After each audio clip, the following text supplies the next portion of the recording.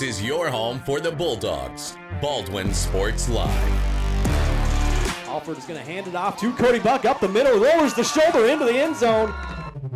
Baldwin Sports Live is presented by Hayden Outdoors. 48 years of Hayden tradition and excellence. Learn more at haydenoutdoors.com.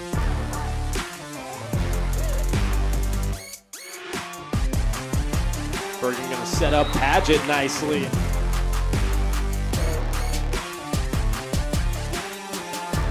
Carr with his third rebound, kicks it to Talon Torres. Now Ryder and I going to try a mid-range jump shot, and that's good. Bailey Smith open it in the corner for three, up and in. Bergen goal from the 4. He'll swing it out right side, looking for the corner, the end zone, and he will make it another Bulldog touchdown. It's time for the Bulldogs on your home for Baldwin High School Athletics. Baldwin Sports Live.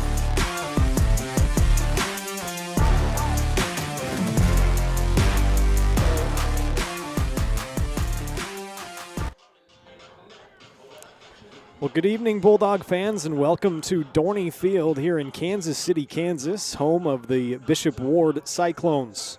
Baldwin is back on the road after 4 straight home games, and is going to round out their regular season here tonight against the Cyclones, unless they can find a last-minute matchup for next week when they were scheduled to play at Osawatomie, who doesn't have a squad this year.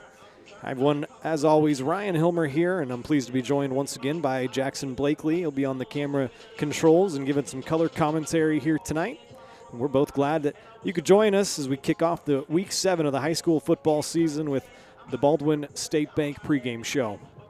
Last week, the Bulldogs lost at home on senior night to Santa Fe Trail 33-7, but looked better over the course of the game and were able to move the ball much better to the tune of 220 total yards and 14 first downs offensively. And they also came away with their first points since Week 3 with a 5-yard touchdown run from Tucker Flory. Tucker was the leading rusher last Friday with 73 yards off of 14 carries and that touchdown I mentioned. Through the air, he was 6 of 13 for 66 yards, and 3 of those connections went to his leading receiver on the year, Jackson Rude, who now has 18 catches for over 200 yards, but still looking for his first touchdown this year. Like I mentioned, Baldwin was able to move the ball better at times against the Chargers, but were just 4 of 11 on third down conversions and 1 of 4 on fourth down conversions. Going to have to be much better on the critical downs here tonight. Defensively, the Dogs allowed touchdowns on 5 of 8 drives from Santa Fe Trails, but they did come up with a big interception from Max Harvey on the Chargers' opening drive of the second half. That set up Baldwin's only touchdown. They did also force a first-half 3-and-out, but Santa Fe Trail, other than that, really pounded Baldwin on the ground all game long. So let's see if that run defense holds up stronger here tonight against the Cyclones. Baldwin has dealt with big issues all year long, and that was the case once again last week as Jake Van Horn was shaken up, and we're going to see if he plays tonight. Doesn't look like it. It looks like he's not suiting up, so add him to the long, long list of crucial Bulldogs that have gotten injured this season. Tonight, however, Baldwin has a chance to play a competitive game and come up with their first win of the year against a team that is also winless, barring the forfeit victory from Osawatomie. Should be a fun one tonight, though, as the Dogs round out the regular season. They'll try to win their first matchup this year against the Cyclones. Since 2017, Bishop Ward has won the last 3 years in this matchup. Take a break here on the pregame show. When we come back, though, we'll take a closer look at our host tonight in the Bishop Ward Cyclones. Also bring you some keys to tonight's victory and much more. Watching the Baldwin State Bank pregame show. Back with more after this.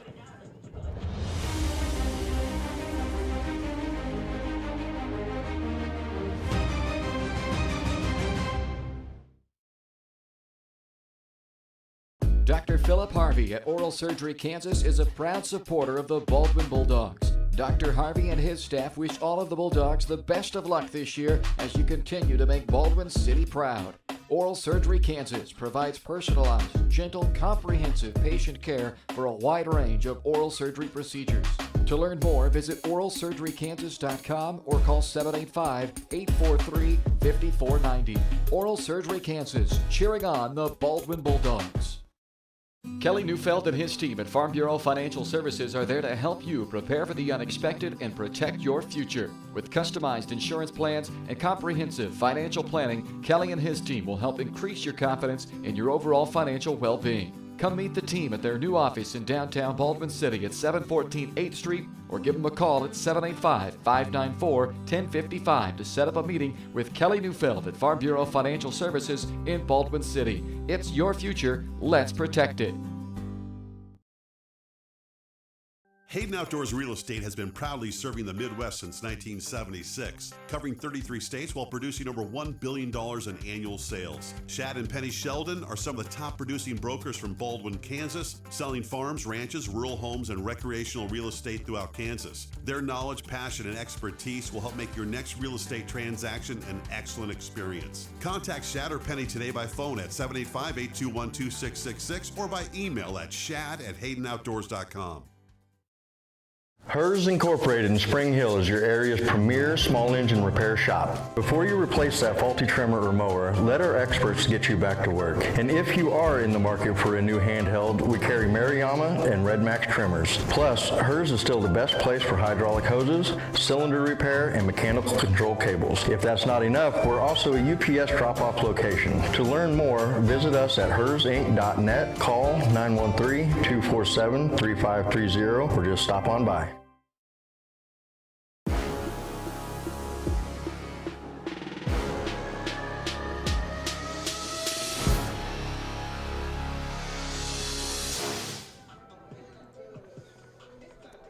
Welcome back here in KCK tonight as the Bulldogs are on the road visiting the Bishop Ward Cyclones. The pregame show is brought to you by Baldwin State Bank. Personal service from people who care. That's what you get at your hometown community bank, Baldwin State Bank. Whether it's personal finances, business money management, loans and credit, or saving for retirement, go see Baldwin State Bank. For 132 years, they've helped serve our community. Let's go enjoy a better banking experience with your friends and neighbors at the Baldwin State Bank. It's for the Bishop Ward Cyclones. They are 1-5 after they've been credited already for that open week win versus Osawatomie, but they've otherwise lost 5 straight games this year, including last Friday night to Wellsville. 47-6 was the final score there. 3 of their 5 losses have come at an average margin of defeat of 50 points, but their 2 other losses were by 1 and 2 scores. However, the combined record of their 5 opponents they have lost to is 25-6, so nothing to be ashamed of there. As much like the Baldwin, the Cyclones, they've played a lot of really good teams over the course of this season, so somebody's going to get their first real victory here tonight. It should be a fun game. Bulldogs going to get credit for that Osawatomie win next week, so they will finish out the year with 1 win on their record no matter what. In terms of this series, it'll be the 6th regular season meeting between these schools and the 4th straight as Baldwin has lost the last 3 years to make the series 3-2 Bishop Ward. Baldwin did win back in 2016 and 2017, but they're going to be looking to turn their fortunes around tonight against the Cyclones and finish out the regular season on a strong note. Bishop Ward is going through a transitional year as they had to replace 10 guys offensively and 12 guys on defense who made big-time contributions a year ago. And they also have a new head coach this year in Brandon Duff, who is in his first overall year of head coaching duties. Time for another break, but first we'll go to Jackson here, get his thoughts. Haven't heard from him in a few weeks. Glad to have him back alongside. And I'm sure you've been tracking along. Baldwin's had a tough couple of weeks since you're gone. Maybe you'll be the good luck here tonight, but what are you expecting to see tonight? No, hopefully. Happy to be back, but as you mentioned before, a lot of injuries. Jackson Root, another person to add to that list, and Jace Bossum as well won't be suiting up for this game. And I think probably the most important thing is just taking care of the football. You know, turnovers lose games, and that's in every sport, basketball, football, soccer, wherever you want to talk about it. Anytime the ball is in the opposition's hands is not something you want over the course of the game. And defensively, you just want to keep the ball in front of you. Bishop Ward, at least by the look of this pregame, they got a quarterback who can sling the ball out there. So the lefty, you're going to have to look out for him, and he can really sling it. He was throwing some good balls, and Tucker Flory was also throwing some good balls pregame, as well as Alex Chambers as well. So maybe we'll see a little 2 quarterbacks throughout the game. But overall, I mean, this is a very winnable game, as all games have been. It's just coming out fast and finishing out strong, and that's the most important thing. And if you can get off to a fast start, then you can be a pretty good football team. Yeah, 100%. And we're going to be looking for that tonight from the Bulldogs, trying to get off to a fast start and get their first victory of the year. And now we'll take a break on the pregame show. When we come back, we'll take a look at the standings around football, volleyball, and soccer and show you what those are looking like. Baldwin's got a heck of a soccer team going this year. And bring you some keys to the game, starting lineups, and then get you ready for the opening kickoff here from Kansas City, Kansas, as the Bulldogs are in town to face the Bishop Ward Cyclones. Take a break. More on the pregame show coming up.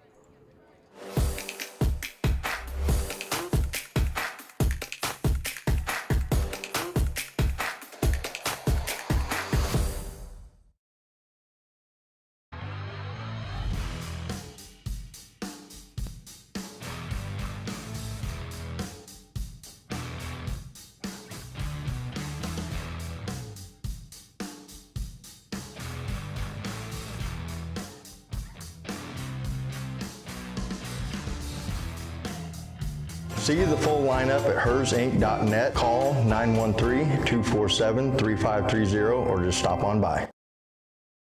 For unbeatable service from a company you can trust, there's only one choice. Clint Davis and the One Choice Heating and Air Conditioning team have the expertise you need when it comes to the comfort of your family. Not only will they get the job done right, but they'll explain the preventative maintenance needed to avoid those costly emergency repairs. To schedule a free quote, call 785-393-9329 and join the Preferred Maintenance Club for special discounts. One Choice Heating and Air Conditioning, the one and only choice for the comfort of your family. At Baldwin State Bank, we love being a part of the community in which we serve. Our roots run deep within Baldwin City, and our commitment is deeper. Whether it's that dream house you can't wait to call home or the trust of your personal finances, both present and future, we are here to serve you, our customers, our neighbors. Baldwin State Bank, proud supporter of the Baldwin Bulldogs for 131 years and counting. Come see us downtown or online at baldwinstatebank.com. Member FDIC, Equal Housing Lender. Up your lawn care game at Hers Inc. in Spring Hill. We have one of the area's largest and most diverse selections of lawnmowers, including top brands like Altos, Bobcat, Gravely, Dixie Chopper, and Red Max. Quality built machines for any size job. And when you get your mower at Hers, we offer full service and repairs covered by your warranty. From the backyard to the back 40, the all-star lineup of mowers at Hers will make you the captain of the lawn. See the full lineup at hersinc.net. Call 913-247-3530 or just stop on by.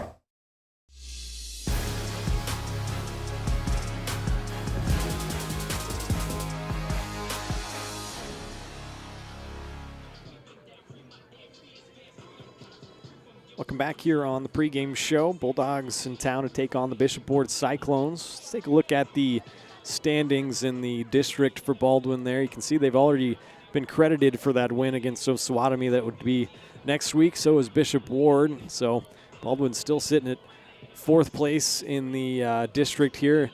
Interesting thing this year, they did change the playoff format for the football here. And so everybody in the 4 districts on the east side, the top 4 teams make it. If you finish 5th, you don't make the playoffs, but the top 4 teams make it, then they seed everyone based on where they finished 1 through 16. So this game would still help out Baldwin if they could get a victory over Bishop Ward. Then they would be one of the number 3 finishers in that pot, if you will, when they draw for that. So that'll be a big one if Baldwin can get a win here tonight. Me and Jackson been talking about it. Should be a pretty even matchup here tonight, and should be a fun one, so we'll see what we're in store for. Let's take a minute here. Also pop up the volleyball standings. You can see Baldwin down there at 10-22 right now. They'll be hoping to finish off the season on a strong note. They had their last regular season game on Tuesday against Ottawa, and they will head to Sub-State here coming up. I believe it's this weekend, if not this weekend, next weekend, but yeah, one of them. So volleyball season coming to an end as well. And then, of course, the soccer team has absolutely been hot on a roll, 11-1-2, their record, and they sit right atop the 4 through 1A standings out east, the number 1 seed heading in to the regionals. So they're going to be able to host their games. And unfortunately, we haven't been able to do any Baldwin home soccer games this year. It's an internet problem, if you're wondering why. Don't have any internet access out there, and it's just kind of tough for what we try to do here, which is stream live on the internet. So try to get that maybe figured out or worked around in the future, and try to bring you some more soccer games. But disappointed we're missing a heck of a year from Baldwin soccer boys. We'll keep an eye on them as they head towards the postseason as well. Now it's time for our keys to tonight's game, and number one there, I've kind of been talking about that all year, is just next man up mentality. Jackson was talking earlier about the amount of injuries that have really piled up. I mean, I could go through all the crucial Bulldogs that are going to be out here tonight, but it would certainly take me a while. So it's just next man up mentality. Somebody's got to step up and make some plays and maybe cement your spot here for next year on the football squad. So try to make some plays tonight. Never know what's going to happen. As I just talked about, playoff seeding implications is number 2. So this is still a big-time game, even though there's a couple winless teams going at it. Playoff seeding is on the line because both these teams going to make the playoffs with no Osawatomie. So keep that in mind. And if Baldwin loses this game here tonight, they might have Wellsville in their sights for the first round of the playoffs, and probably wouldn't want a repeat of that matchup. So might take the chances with somebody else, get a win tonight, and you probably won't have to worry about that. Number 3, I got to open up the playbook. Why not? This is going to probably be your last regular season game, and don't leave anything in there that you didn't pull out and use. So maybe you'd see some trick plays here tonight, open it up, and take some deep shots down the field. I'm hoping for some big plays here tonight from the Bulldogs, so we'll see what we get. Also, go ahead, pop up our upcoming broadcast schedule. And as far as I know, our next game is just going to be the playoff game that I mentioned. That'll be not next Friday, but the Friday after. Next Friday was going to be the Osawatomie game, so Baldwin will have a bye. And then round 1 of the playoffs, Baldwin is going to be on the road. They'll finish 3rd or 4th probably in the district, and so still determining who that opponent will be. Like I said, a win here tonight could help out a ton. 6:30 the pregame, 7 o'clock kick. As always, varsitysportslive.com is your destination. Just bookmark that thing, and it'll be where you can go to find all the highlights and everything you need and the schedules, what's coming up. So go ahead, take one more break here on the pregame show. When we come back, we will bring you the starting lineups and then get you all set for the opening kickoff here from KCK. Baldwin taking on the Bishop Ward Cyclones. Glad you're with us, and we'll be back with more after this.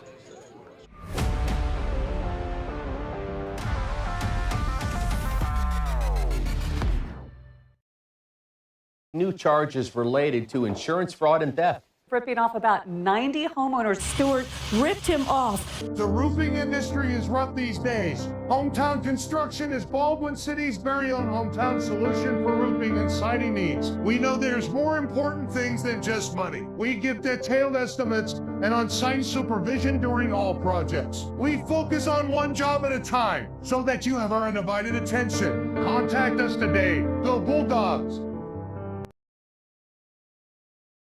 Lamb Roberts Price Funeral Home is honored to be your choice when the difficult time comes to plan a lasting tribute for your loved ones. There to guide you through the process from beginning to end with each family's unique traditions and beliefs in mind. Visit lamb-roberts.com to see all of the services offered, including their online pre-planning tool, or call 785-594-3644 to visit with the caring professionals at Baldwin City's only locally owned funeral service and cremation service provider, Lamb Roberts Price Funeral Home. Trindle Lumber Company is the go-to stop for every do-it-yourselfer and professional contractor. They carry a wide variety of plumbing, electrical, and hardware products, along with a vast selection of windows, doors, and paint. Their full-service drive-through lumber yard has what you need for every project and offers free estimates and professional delivery. At Trindle Lumber Company, you get the right products with the best service. Stop by at 1516 South Main in Ottawa or call 785-242-8144.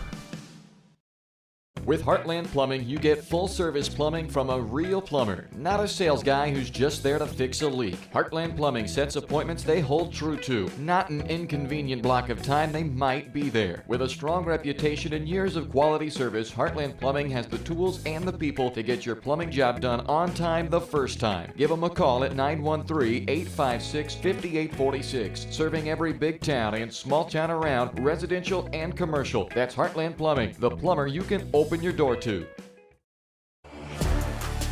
Dr. Philip Harvey at Oral Surgery Kansas is a proud supporter of the Baldwin Bulldogs. Dr. Harvey and his staff wish all of the Bulldogs the best of luck this year as you continue to make Baldwin City proud. Oral Surgery Kansas provides personalized, gentle, comprehensive patient care for a wide range of oral surgery procedures. To learn more, visit oralsurgerykansas.com or call 785-843-5490. Oral Surgery Kansas, cheering on the Baldwin Bulldogs. Hayden Outdoors Real Estate has been proudly serving the Midwest since 1976, covering 33 states while producing over $1 billion in annual sales. Shad and Penny Sheldon are some of the top producing brokers from Baldwin, Kansas, selling farms, ranches, rural homes, and recreational real estate throughout Kansas. Their knowledge, passion, and expertise will help make your next real estate transaction an excellent experience. Contact Shad or Penny today by phone at 785-821-2666 or by email at shad@haydenoutdoors.com.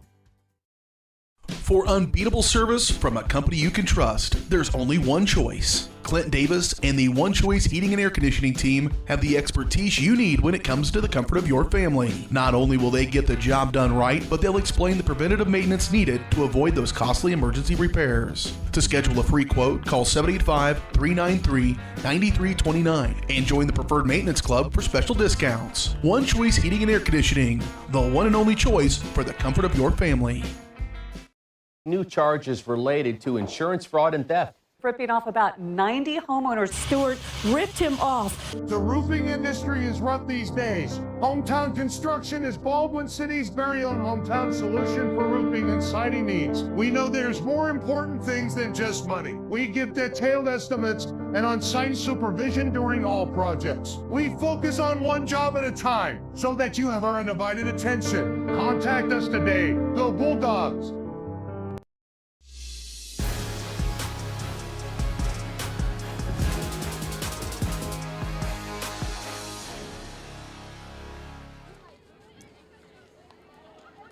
Welcome back here on the Baldwin State Bank pregame show. Baldwin about to take the field, as well as the Cyclones from Bishop Ward. Let's bring you the starting lineups here tonight, at least on the Baldwin side. I'm not really sure what we're going to get from Bishop Ward. Wasn't able to dig much up on them, so kind of all find out together who some of their big playmakers are going to be. But I got the Baldwin starters popped up on your screen there. Tucker Flory, the sophomore, starting at quarterback. And then Max Harvey and Michael Newman both were splitting carries last week at the running back spot. The sophomore Harvey and the senior Newman, who was the leading rusher with 11 carries and 58 yards last week. I guess the second leading rusher behind the quarterback, Tucker Flory. So see a heavy mix of those two guys on the ground here tonight. And as Jackson mentioned, going to have another big loss outside of Jake Van Horn on that offensive line. That's going to be Jackson Rude is out of the lineup here tonight. So that means John Francis, Devin Waddell, Ethan Williams will probably be the starters at receiver. You'll probably see Jackson Wheeler, the freshman, out there as well. And then, of course, Colton Collum, the junior tight end. And I do still have Van Horn in there on the starters.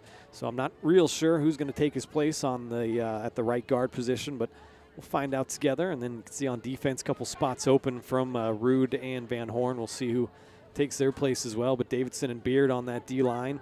Then we'll have Michael Newman and a rotation of Dylan Van Horn, as well as Colton Collum on the outside backers. And Carson Shannon did a heck of a job filling in at the inside linebacker position for Creighton Frost, who's one of the leading tacklers on this team, out here again tonight. So him and Brendan O'Connor going to be the inside backers. And then John Francis, probably see Tucker Flory back in the secondary, as well as Max Harvey at his safety position. So those going to be starting lineups here tonight for the Baldwin Bulldogs. As I mentioned, going to find out who's going to be starting really together for Bishop Ward.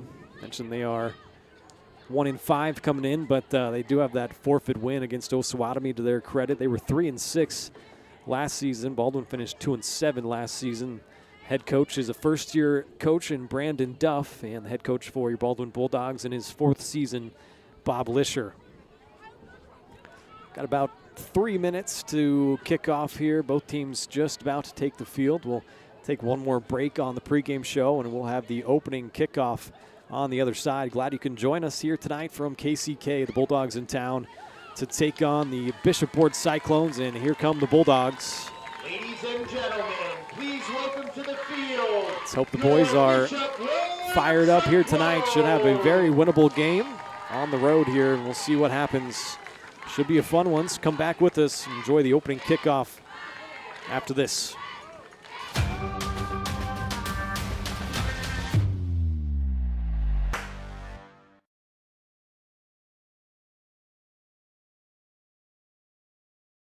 Kelly Neufeld and his team at Farm Bureau Financial Services are there to help you prepare for the unexpected and protect your future. With customized insurance plans and comprehensive financial planning, Kelly and his team will help increase your confidence in your overall financial well-being. Come meet the team at their new office in downtown Baldwin City at 714 8th Street or give them a call at 785-594-1055 to set up a meeting with Kelly Neufeld at Farm Bureau Financial Services in Baldwin City. It's your future. Let's protect it.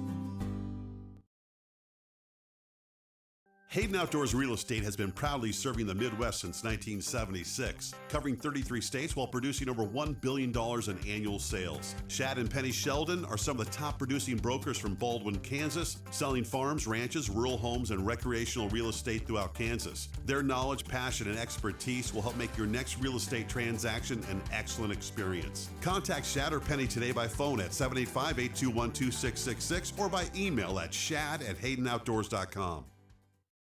For unbeatable service from a company you can trust, there's only one choice. Clint Davis and the One Choice Heating and Air Conditioning team have the expertise you need when it comes to the comfort of your family. Not only will they get the job done right, but they'll explain the preventative maintenance needed to avoid those costly emergency repairs. To schedule a free quote, call 785-393-9329 and join the Preferred Maintenance Club for special discounts. One Choice Heating and Air Conditioning, the one and only choice for the comfort of your family.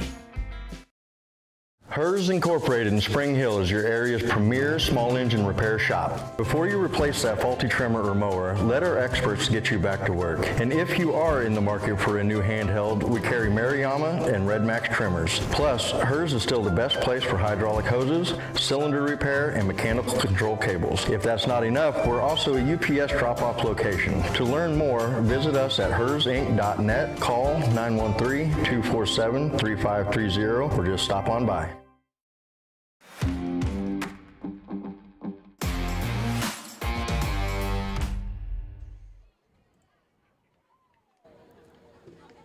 All right, welcome back here. Ryan Hilmer, Jackson Blakely on Baldwin Sports Live, getting you set for Week 7 of the high school football season. The Bulldogs on the road after 4 straight home games.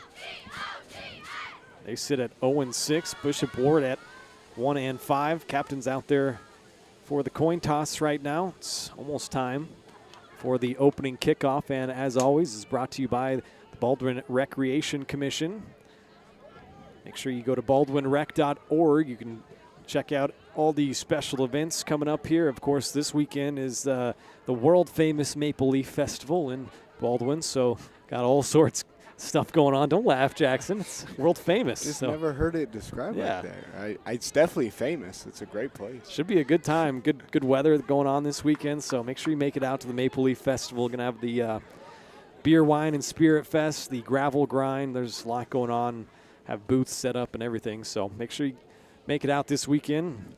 Once again, thanks to Baldwin Recreation Commission for being on board with us here at Baldwin Sports Live. As I mentioned, captain's out there for the coin toss. We'll find out together who's going to be kicking this football off to start the game. I was actually supposed to be there this weekend. Fortunately, I can't make it. Okay. I was supposed to be there this weekend. That's too bad you can't make it. I know. I'm sure your presence will be sorely missed. Oh, yeah.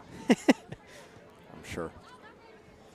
So, all right, Bishop Ward wins the toss, and they will defer to the second half. So Baldwin's going to start with the football here tonight. Let's get the football and At this time, ladies and get after it. Brett Davidson, stay Michael Newman, Hank Beard, the 3 captains. We will pause for the national anthem. Be back. Let us pray. Dear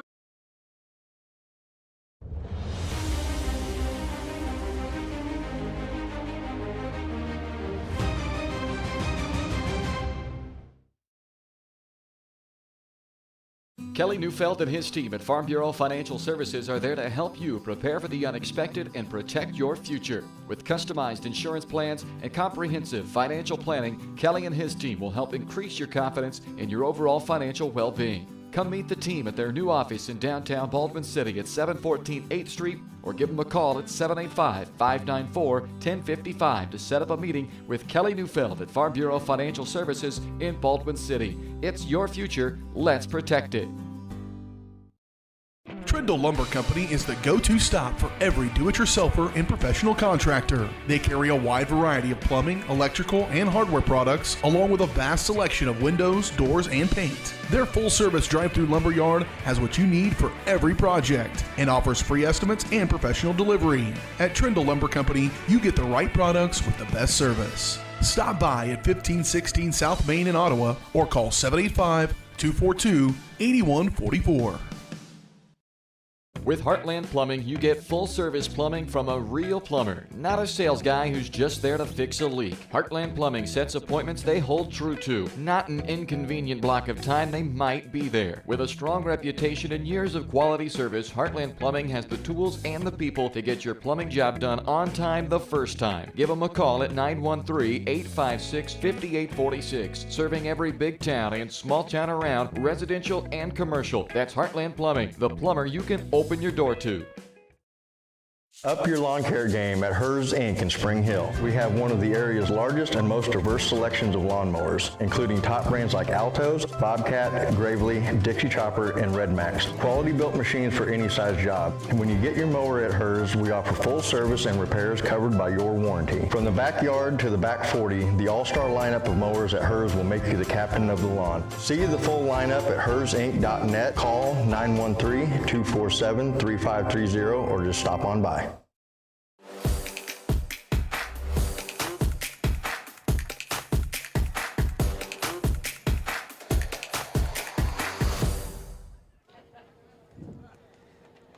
All right, welcome back. National anthem in the book, and we are now set for the opening kickoff.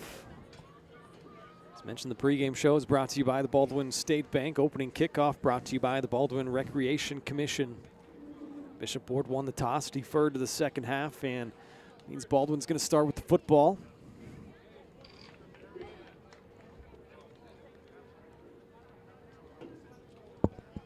Looks like to kick it off will be Juan Torres, the 5'7", 140-pound junior.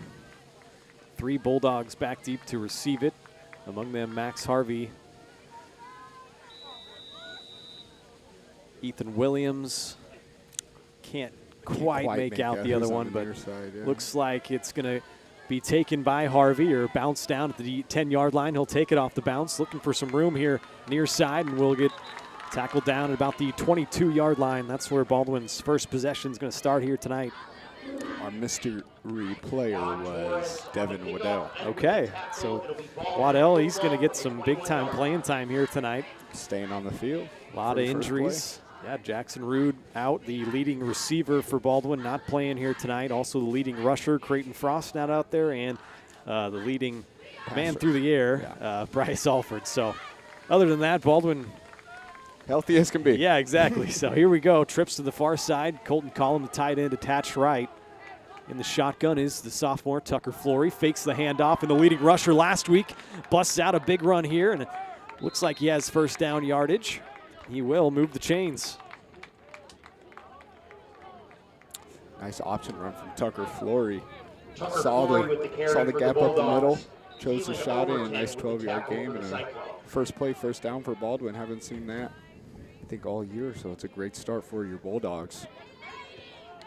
As Tucker Flory gets back in the huddle and relays the play from Coach Lisher. We'll get some of those Bishop Ward defenders for you as we go along here. Overton was in on that tackle, and there's a pop pass. Flory faked the handoff, trying to find Jackson Wheeler over the middle, but I think the flag blew it dead. Saw a point towards the defense. Officials got the pink flags out here this evening. October. Yeah, looking good. An offside call on Bishop Ward, so give or neutral zone infraction because they try to, I think they called it dead. So 5 free ones after Baldwin picked up the first down on the first play of the game.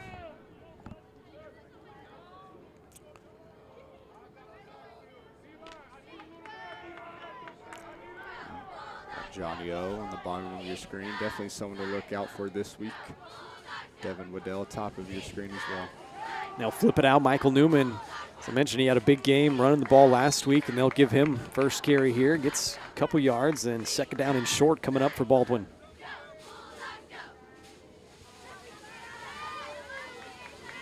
Michael Newman with the carry. Rolando Calderon with the tackle for the Cyclones. Nice night for some football. A little bit crisp breeze. Yeah, chilly, cool. Bit of a breeze, but not bad. Clear skies, 67 degrees at kickoff. Baldwin has a second short. Out past the 40-yard line, there's Newman once again trying to drag the tackler. Look just Michael short of Newman it. with the carry for the Bulldogs. It is going to bring up a third down. 14, Chris Navarrete, and number 6, Eddie Freeman. Edward Freeman, the 6-foot senior, in there on the tackle, as well as Chris Navarrete, the 6-foot junior.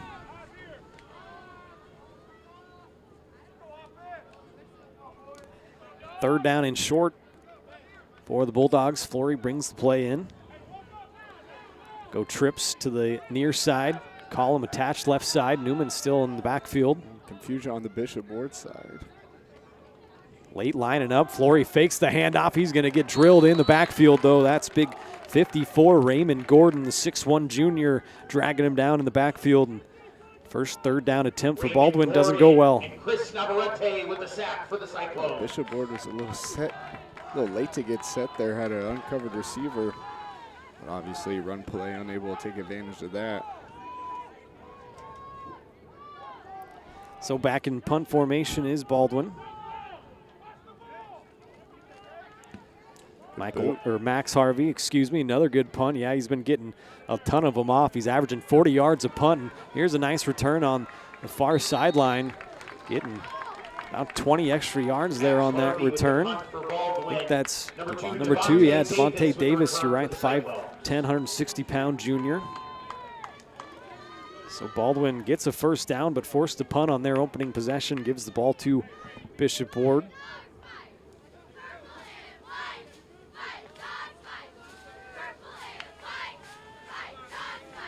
They'll start with it from near midfield, their own 46-yard line. Call it the 47. It's like Quintavion Pike. It's the starting quarterback, number 8. Yeah, that's the quarterback I saw pregame. He can sling it, the lefty. Yeah, he's a 5'8 sophomore. Handoff up the middle, quick stop. Absolutely destroyed by Brett Davidson in the backfield, shooting through that line. The senior, Brett Davidson. It's about as good as a first play can start on the offensive end and the defensive end for Baldwin. Number 9, the running back, Keelan Overton, the 5'8 senior on the carry.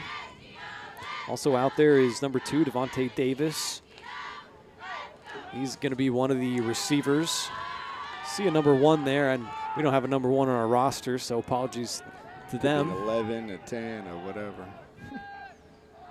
Low snap. Low snap, you're right. Play. Yeah, coming out here near side. Newman trying to put the pursuit angle on him, and he'll shove him out of bounds out close to midfield, but a third down and long coming up here. It looked like a broken play, wanted a handoff to the running back, and I think run out by number 2, Michael one Newman. person went one way and the other went another, and Pike able to get something out of nothing. Not much. This third down. Yeah, third down and long, 3rd and 8 we'll call it. Split out 4 wide receivers. Pike is in the shotgun, Overton in there behind him. He's going to look to pass this ball, and it's caught on the near side, breaking a tackle from Carson Shannon and getting out with first down yardage and more. First down for the Cyclones on a big third down and long. Quintavion Pike to number 1 for the Cyclones for a Cyclone first down. Looks like the PA announcer doesn't have him on the roster either, so we're just going to call him number 1 as well. Until I hear otherwise. That's right, and number 1 has a nice gain. Micah Neely with the reception. Micah Neely. Okay, he's 13 in my program. Must have lost his jersey. Or maybe the 3 fell off. Perhaps. Oh. Quick throw out right side. John Francis almost had a shot at that. Johnny O out there. That was intended for Edward Freeman. And second down.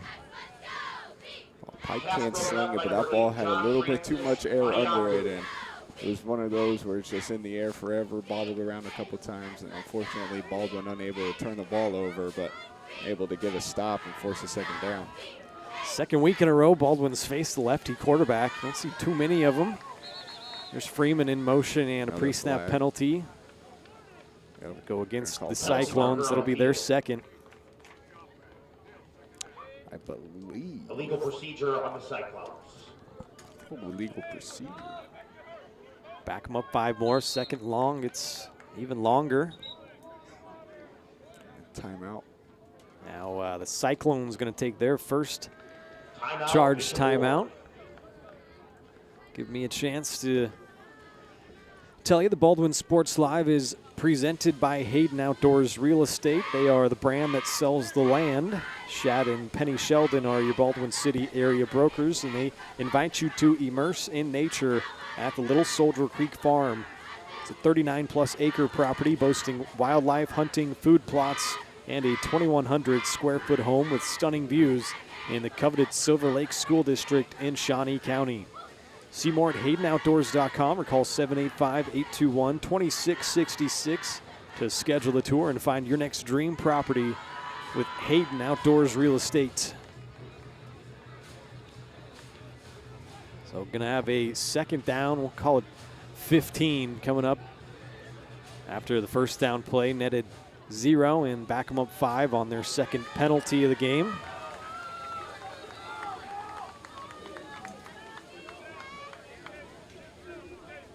Baldwin got a first down on the first play from scrimmage and then had to punt it away. This is the Cyclones' first possession.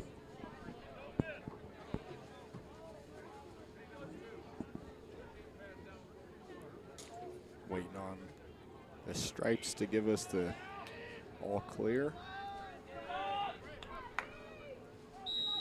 All right. There it is. Split 4 wide receivers out. Pike in the shotgun. Pistol 4. Juan Torres is the back behind him. Pike's going to take off and run. He's got some good wheels. He's scooting through the middle of that Baldwin defense. Has a first down and more inside the red zone. I look at the design quarterback draw for Pike. And that's like Tucker Flory did on that last possession. Saw the hole and shot right through it for a big gain and a first down for the Cyclones. It's the second one of this drive. So Overton going to be in the backfield behind Pike. Another pistol formation. 4 wideouts. Lone wideout is Davis down here at the bottom. They'll flip it out to Overton, right side. And he's going to try to get the angle, and no can do as Michael Newman drags him down. That's a nice play out there by Newman. Overton on the carry. Newman missing the first half of the season, and I wasn't here last week, but I was able to catch some, and he flies everywhere on the defensive end, and obviously on the offensive end as a running back, he had a really great game, and that was his first game back, I believe. He's had a couple games here and there. Yeah, he's been dealing with some injuries all year long, but good to have the 6'1", 175-pound senior back. As Jackson's talking about 11 carries for 58 yards last week. Was the second leading rusher behind Tucker Flory. They'll fake the handoff. The lefty's going to roll out, and Pike's looking towards Davis in the end zone. Did he keep his feet in bounds? He did. Touchdown, Cyclones. Quintavion Pike to Devontae Davis for the Bishop. Really good ball by Pike, rolling out to his left to that strong hand left side, and number 2, Devontae Davis, able to get his toe tap down. It's high school, and you only need 1 foot down, but I believe that's even good in the pros. Falling out of bounds for the touchdown. Yeah, you're right. That was a heck of a catch there. Kept both feet in. That would have been good on Sundays. 7-play drive that goes 53 yards. They're going to go for 2.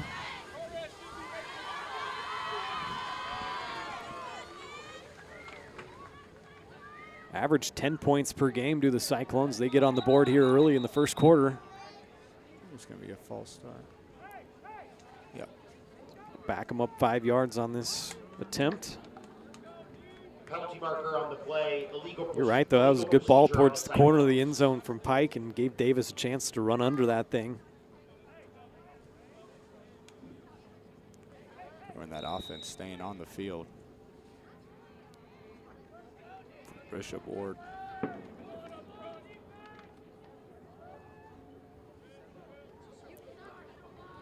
Took 2.5 minutes off the clock that drive, and they'll go for 2 here. Pike looking to close it out. 8 points on their first possession. Fake a handoff, try to throw it out right side. Overthrows his intended target, Freeman. So 2-point conversion, no good, but Bishop Ward on the board first. They lead us 6-0. More Bulldog football coming at you after this. Trindle Lumber Company is the go-to stop for every do-it-yourselfer and professional contractor. They carry a wide variety of plumbing, electrical, and hardware products, along with a vast selection of windows, doors, and paint. Their full-service drive-through lumber yard has what you need for every project and offers free estimates and professional delivery. At Trindle Lumber Company, you get the right products with the best service. Stop by at 1516 South Main in Ottawa or call 785-242-8144. Hers Incorporated in Spring Hill is your area's premier small engine repair shop. Before you replace that faulty trimmer or mower, let our experts get you back to work. And if you are in the market for a new handheld, we carry Maruyama and Red Max trimmers. Plus, Hers is still the best place for hydraulic hoses, cylinder repair, and mechanical control cables. If that's not enough, we're also a UPS drop-off location. To learn more, visit us at hersinc.net, call 913-247-3530, or just stop on by. Welcome back here to Kansas City, Kansas. Baldwin trailing 6-0 here. Max Harvey will take the kickoff return, gets swarmed under and dropped it around the 20-yard line. That's where Baldwin's second possession will start. Juan Torres with the kickoff for the Cyclones, returned by number 5, Max Harvey, tackled by a swarm of Cyclones. Once again, that touchdown drive was 7 plays, 53 yards, took 2.5 minutes off the clock for Bishop Ward. It was a 18-yard touchdown pass from Pike to Davis. 2-point conversion was no good. So here we are, Baldwin starting from their own 20-yard line. 6:21 on the first quarter clock. Devontae Davis is being told to come out of the game here, and not sure why, maybe an equipment issue, but anyway, here we go, and this play blown dead again.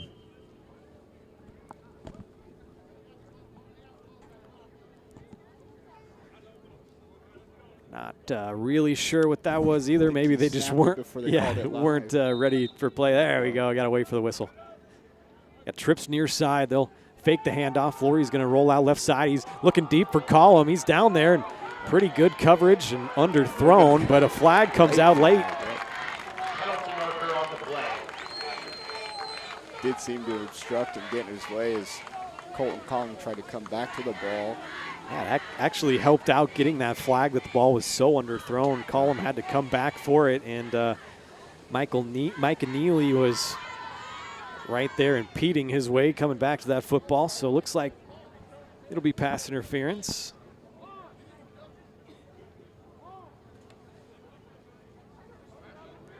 That is the call. Third penalty already on the Cyclones. Pass interference on the Cyclones.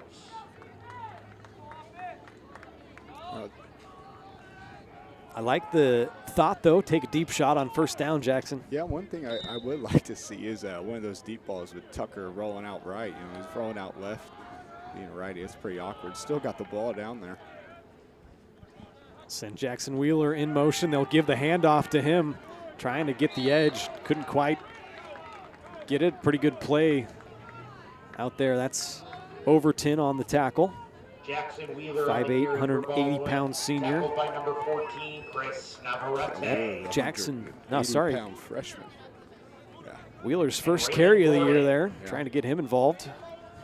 And he's one of those, I'm sure he's hard to get down. 6 foot 180. He's only a freshman. He's definitely got plenty of room to grow and could get a lot faster for sure. Second down, Flory now rolling to the right. Jackson called for it. He'll get it, looking for Wheeler, and he has the reception. Steps out of bounds just shy of the 40-yard line. There you go, one of those rollout plays to the right. Tucker able to make a comfortable throw on the run.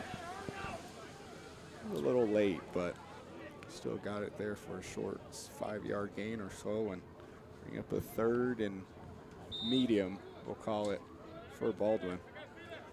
At 3rd down and 5. 0 for 1 on 3rd down conversions so far. That was Wheeler's 2nd catch of the year. Had one back against Wellsville.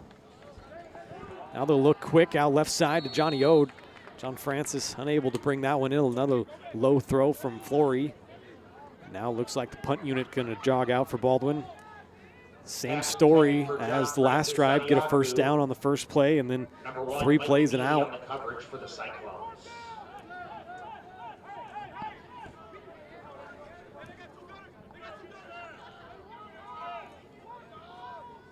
It's like Davis going to drop back to receive.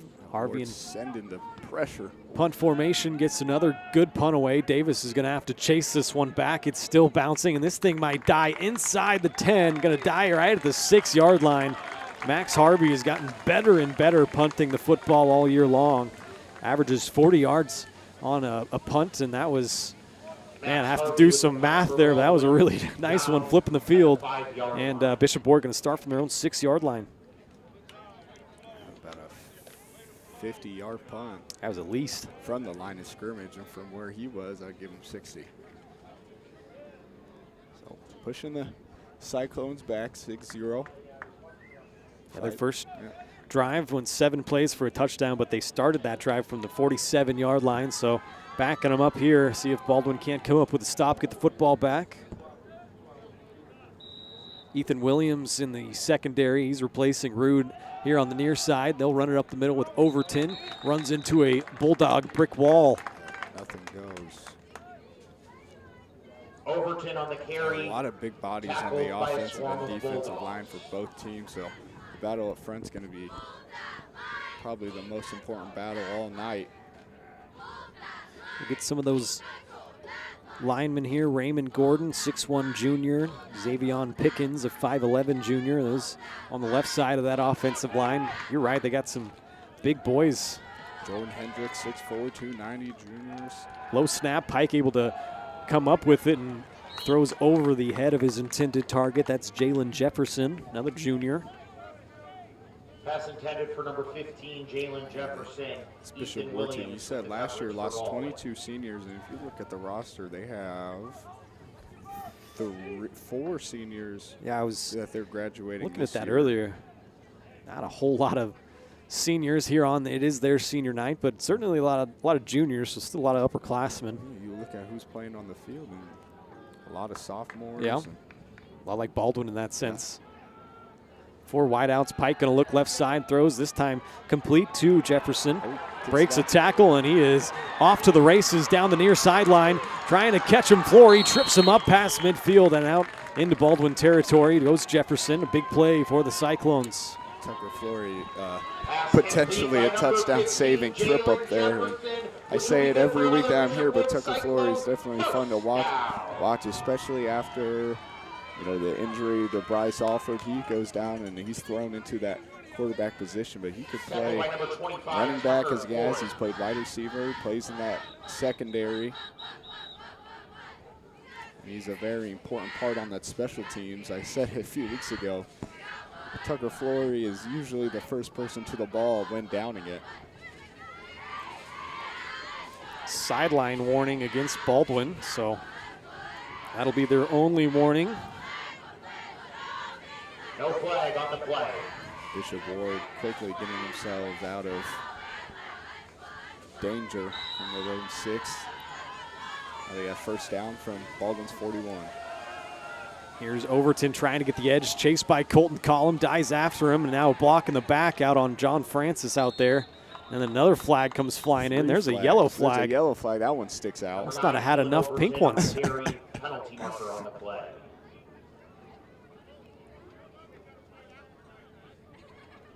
We'll check the penalties. You said it. I saw a block in the back. I wonder if that's all what it's for. That's definitely what the one was thrown by the line judge on that end. I'm not sure what the back judge was throwing it for, but just in case nobody called it, perhaps. Legal block in the back. And it is 4th penalty on Bishop Ward.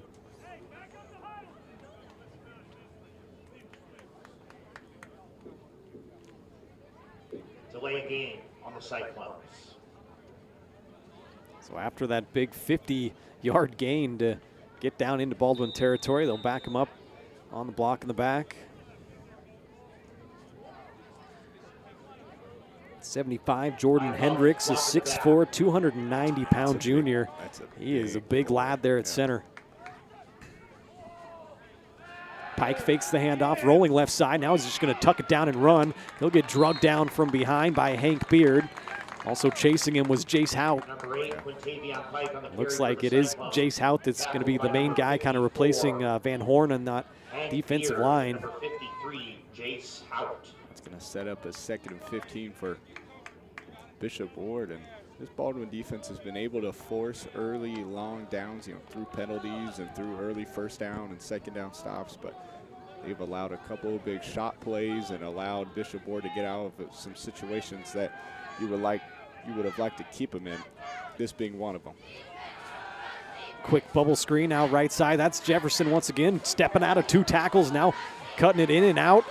Breaks a tackle from Flory down the sideline, puts the Jets on. Touchdown, Bishop Ward. Quintavion Pike to number 15, Jalen Jefferson for another Bishop Ward Cyclone. Big time run after the catch there by Jefferson.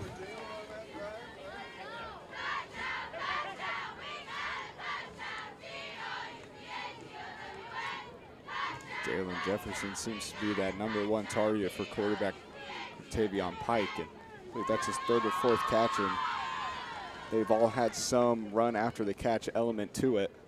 Yeah, he is pretty quick. Yeah. Hard to get down, hard to stay in front of. Bishop Ward staying out for the 2-point conversion. Pistol set, spread out. It's like quick tuck. Yeah, Pike just got over the line, then gave up. He almost paid the price for that, but he did enough. Got in there on the 2-point conversion. He runs it in, makes it 14-0 Bishop Ward. We'll take a break, be back with more Bulldog football after this. Lamb Roberts Price Funeral Home is honored to be your choice when the difficult time comes to plan a lasting tribute for your loved ones. There to guide you through the process from beginning to end with each family's unique traditions and beliefs in mind. Visit lamb-roberts.com to see all of the services offered, including their online pre-planning tool, or call 785-594-3644 to visit with the caring professionals at Baldwin City's only locally owned funeral service and cremation service provider, Lamb Roberts Price Funeral Home. At Baldwin State Bank, we love being a part of the community in which we serve. Our roots run deep within Baldwin City, and our commitment is deeper. Whether it's that dream house you can't wait to call home or the trust of your personal finances, both present and future, we are here to serve you, our customers, our neighbors. Baldwin State Bank, proud supporter of the Baldwin Bulldogs for 131 years and counting. Come see us downtown or online at baldwinstatebank.com. Member FDIC, Equal Housing Lender.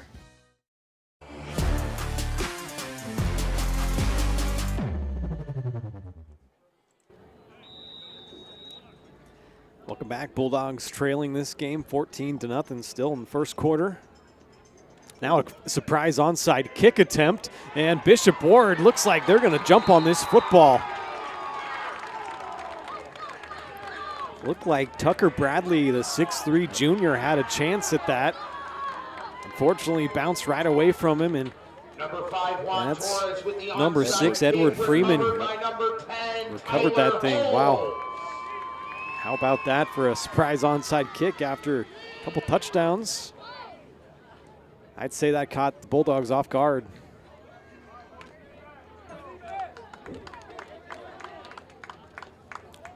Now this Baldwin defense back out on the field. And this on-fire Cyclone offense of Bishop Ward. So they'll start in Baldwin territory at plus 43-yard line. Pike will hand it off to Overton, being chased by Hout. Now he's going to be drugged down by Brendan O'Connor and Davidson. Got him around the ankles. Tackled by number 40, Gage Blair, and number 55, Brett Davidson. That was good running by Overton. And probably having to stop 2 yards behind the line of scrimmage and able to squeeze through and get a gain of 2 instead of a loss of 2. Davidson in on that tackle, the leading tackler for the Bulldogs this year. And 40 coming into the game. Pike's going to look to throw it once again downfield, and that was intended for Freeman. Off the mark, overthrown a little bit, and Pike got pressured. Freedom had a step on Max Harvey. That Baldwin secondary. Lucky that ball was overthrown, because good chance if that ball is just a little bit on the money, it would end up being an end zone, but that not being the case, and Baldwin forcing another 3rd down, 3rd and 8. This Baldwin defense can finally get a stop for this offense. The only 1 3rd down attempt so far here in this first quarter for the Cyclones, and they did convert it. That was a bit of a broken play off the start. It's complete to Micah Neely out here, and now perhaps a hold outside. We'll have to check that flag, but ended up being a pretty decent play. 2 flags on the play. There's one on near the line of scrimmage. That might be a horse collar. Well, yeah, I thought the one by the line of scrimmage, everybody wasn't set before that ball was snapped. Maybe, yeah. At least that's what it looked like to me, and we'll see.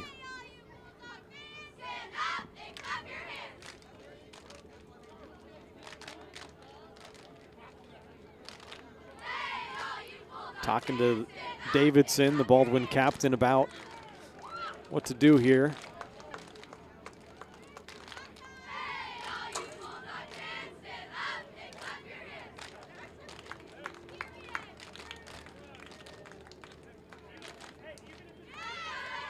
Two penalties on the play. Charades. Blocking the back. I think that was offensive pass interference. Yep, holding. Also a hold, yep. So two words, 2 syllables, first word. Either way, they are getting pushed back, and it's the 5th penalty already here in the first quarter on Bishop Ward, but makes 3rd and longer. We'll call it 3rd and about what? Forever. Not quite. 20? 18. No, yeah, 18. Freeman in motion left to right. Pike takes the snap, maybe looking to tuck this thing down. Jace he gets Hout. spun around by Jace Hout and thrown to the ground. What a play by the big man. Jace Hout, a fan favorite, at least on the basketball team during basketball season. A crowd erupts when he gets in the game and makes a play. 6'3", 225-pound senior getting in the backfield, making a big stop on 3rd down. We'll see what they're doing. Looks like they are, unless the punt team is the same personnel as the offense. Oh, we got pistol. Looks pistol. Oh, empty. Does look like they're going to go for it. So this is a pooch punt situation. It could be that as well. Be aware of that. 4th down and about 20. Send Overton in motion, and they will fake the pooch punt. And Pike's going to try to run 20 yards, and he's not going to get there as Davidson drags him to the ground in the backfield. So an interesting decision there from the Cyclones is going to give Baldwin pretty good field position here in plus territory. Tackle by number 55, Baldwin said, fool me once, shame on me. Yeah. Fool me twice, not going to happen, and not falling for another special team surprise and getting the stop, and now starting in Bishop Ward territory, looking to really get this offense off the ground. Kind of a gutsy call there on a 4th and 20 to, not sure if that was actually a fake or if Pike just decided to pull it down, but either way, that's kind of costly in terms of field position because Baldwin's going to start from the plus 44. By far the best field position they've had. 1:35 to play here. First quarter. Here comes Newman near side, but a hold is going to probably bring this one back as flags came flying in. Newman got out to the 25-yard line before he was drugged down. By number 2, Devontae Davis, penalty marker on the play. This could be the first penalty on the Bulldogs. It's like Devontae Davis shaking up a little bit for Bishop Ward, walking off the field. Yeah, it looks like Brett Davidson's going to be the one that this call is on. He had some words to say, and these refs are still discussing. Maybe they pick it up, but that would be a big help for Baldwin. As I mentioned, Newman got all the way down to the 25-yard line. Nice run there.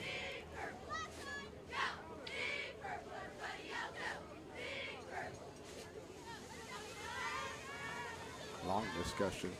Maybe it's surpassed what kind of penalty it is, and maybe it's more talking dinner plans after the game. We'll see what the Stripes came up with here.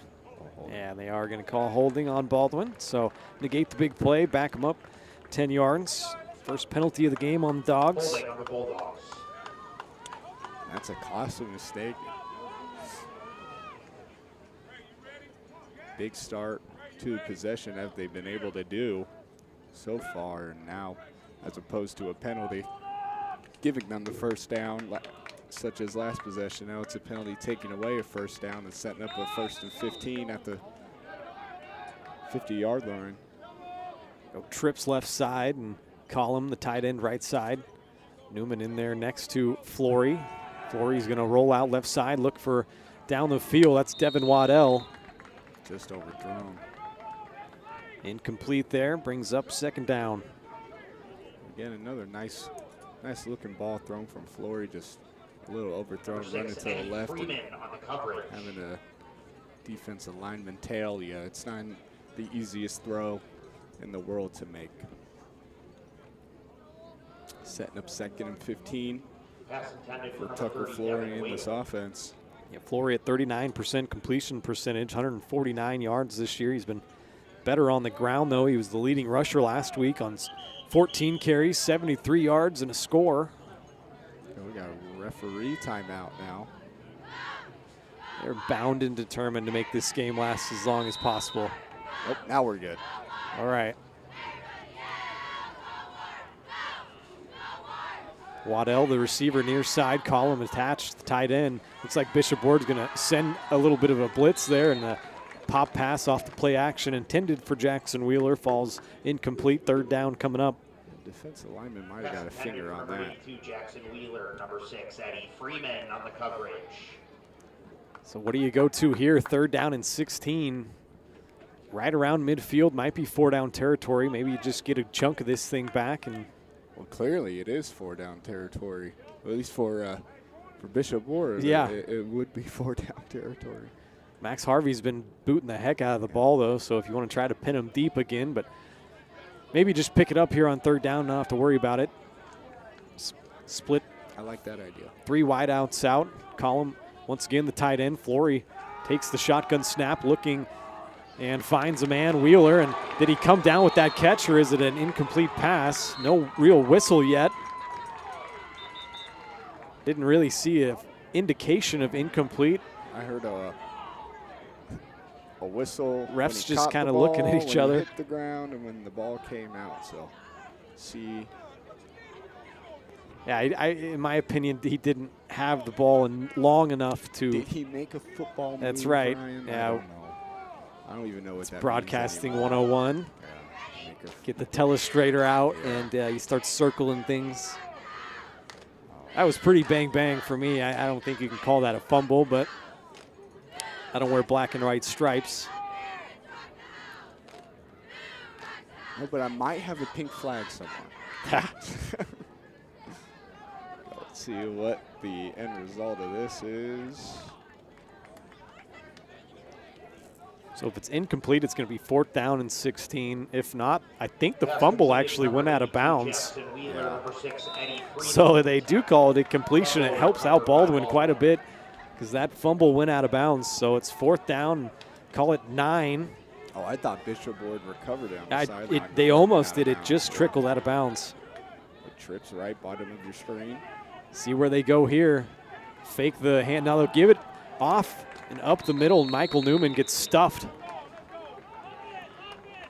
Interesting play call there on 4th down. But get bobbled out of his hands into think it was one of those RPOs and just bounced off his hands right into Michael Newman's stomach. So turnover on downs after 2 punts. Those are the offensive possessions for Baldwin. Gives the football back to Bishop Ward. It'll be from their own 44-yard line. They've gone touchdown, touchdown, and turnover on downs their last possession.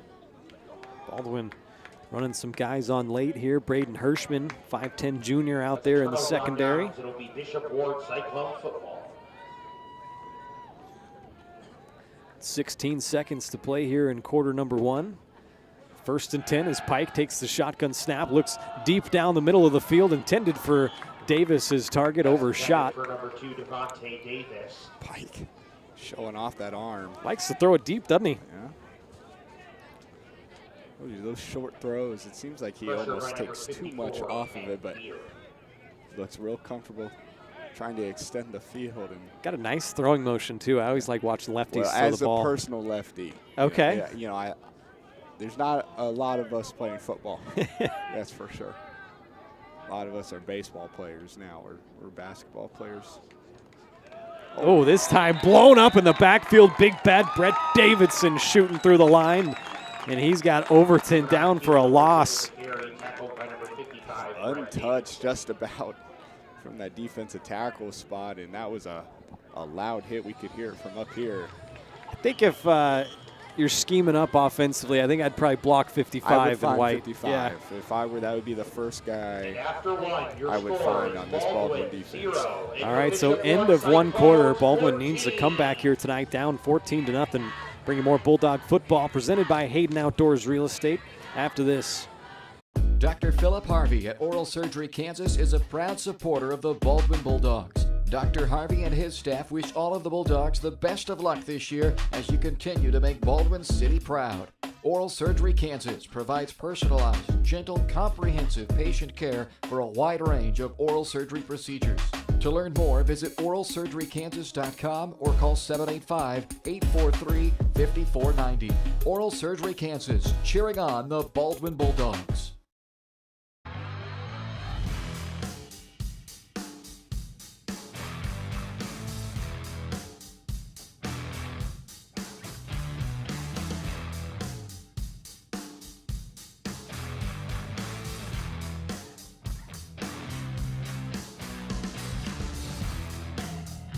See the full lineup at hersinc.net. Call 913-247-3530 or just stop on by.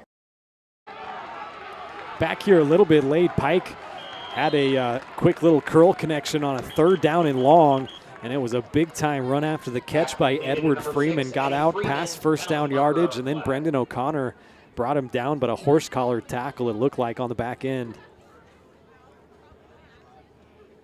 Number 50, Brendan O'Connor. So we'll check the penalty flag. Penalty-ridden 1st quarter, 5 on Bishop Ward, 1 on the Bulldogs. And it is going to be a horse collar tackle on O'Connor. Tack on 15 to that big-time 3rd down play. They were facing a 3rd and 14. Which will make it another Bishop Ward Cyclone. Another run after the catch.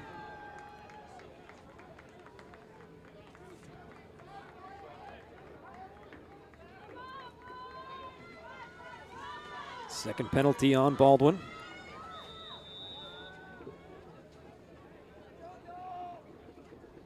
Once again, the pistol formation. Overton behind Pike. They turn the wrong way. A bit of a broken play, and now Pike's going to get swung down by the senior, Hank Beard. A little miscommunication in the backfield that time. Tackled by number 54, Hank Beard. It's been the case a couple times, and of course, Baldwin as well, having a few miscues, and that seems to be a trend for these teams that have a lot of underclassmen starters.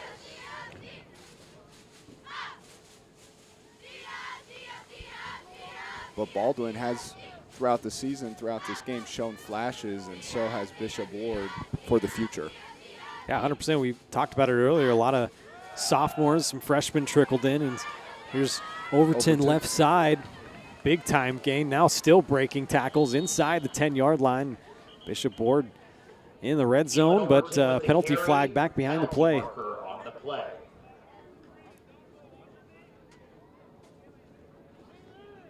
Number 50, Brendan O'Connor with the stop. Check the flag. It's in the area of holding. That's what it will be on the Cyclones. So 6 penalty on Bishop Ward. Negates that big run from Overton. Second down. Overton's not a very big guy in terms of height. He's 5'8", but 180. Senior is like a bowling ball, very hard to bring down.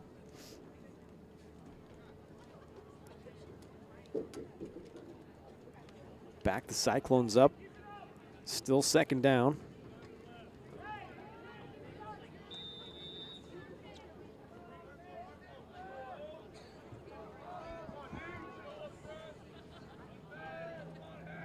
Pike in the pistol formation with Overton behind him again, 4 wideouts.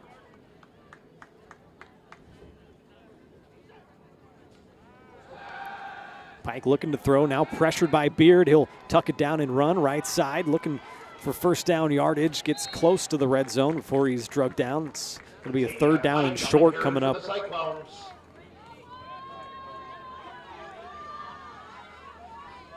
Tackle made by number 18, Braden Hirschman. Everybody pleased to see no yellow or pink tapestry on the grass this time. Bit of a broken up first quarter and first few minutes here of the second quarter.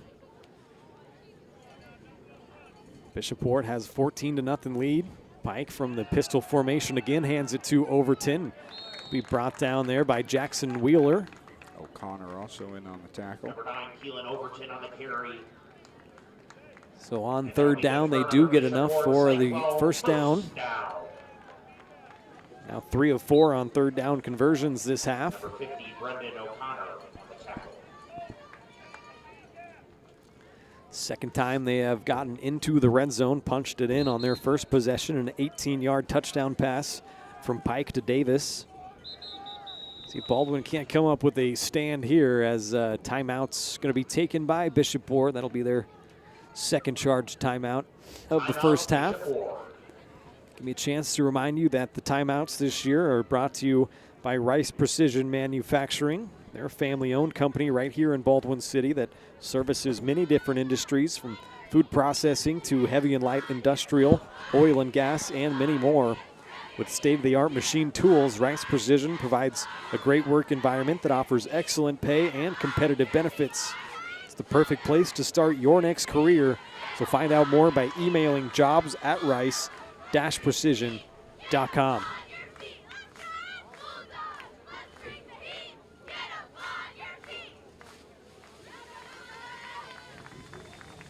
Bishop Ward has been good on 3rd down here tonight. Mentioned they were 3 of 4. Now picked up 5 first downs after that last 3rd down conversion.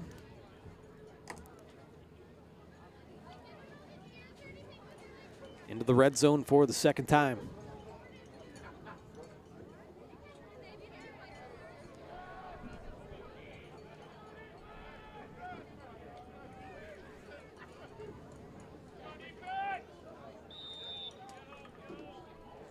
Here we go, Pike from the pistol formation, fakes the handoff, getting pressured there. Had to escape the pocket and finds it to his intended target. That was Neely. You're right, blasted out of bounds. I think that was Tucker Flory on the back end. Actually, Braden Hirschman. Yeah. Big tackle on the boundary. Pretty good game there on first down, though, for the Cyclones.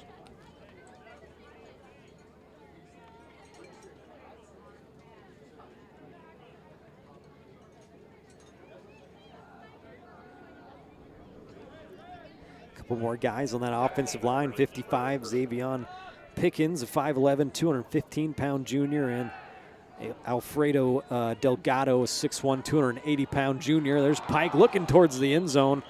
Had his man. His intended target was Tyler Holmes, the 6'2 senior. There's a flag in the back of the end zone. Had it right in the breadbasket and couldn't make the play, but you're right. Another flag on the play.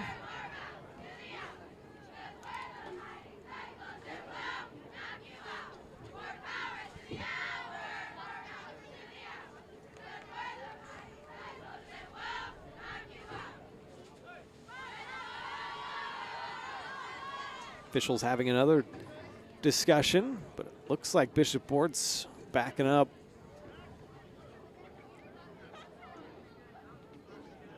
They're going to call pass interference on the offense. Offensive pass interference on the Cyclones. That's now 8 penalties here in the first half on Bishop Ward. Keep shooting themselves in the foot, but they do have a 14-0 lead. Pushes them out of the red zone. Baldwin trying to come up with a stand here defensively, get the football back. Pike, low snap, gathers it in. He's looking to run out right side. Gets blasted by Brendan O'Connor. Swung around and taken to the grass. Pike paid the price there.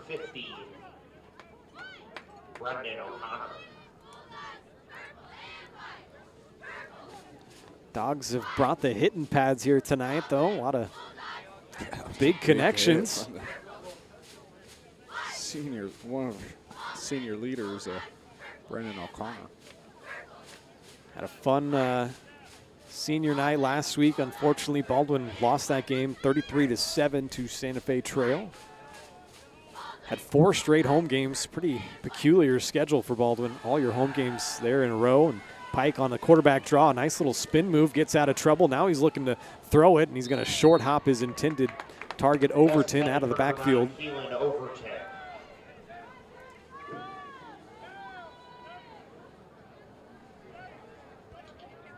So that was third down, brings up 4th. You would think that if the first 4th down was 4th down, potential 4th down territory, this is definite 4th down territory for the Cyclones. Please report to the west end of the track to get lined up for our halftime ceremonies. Ooh.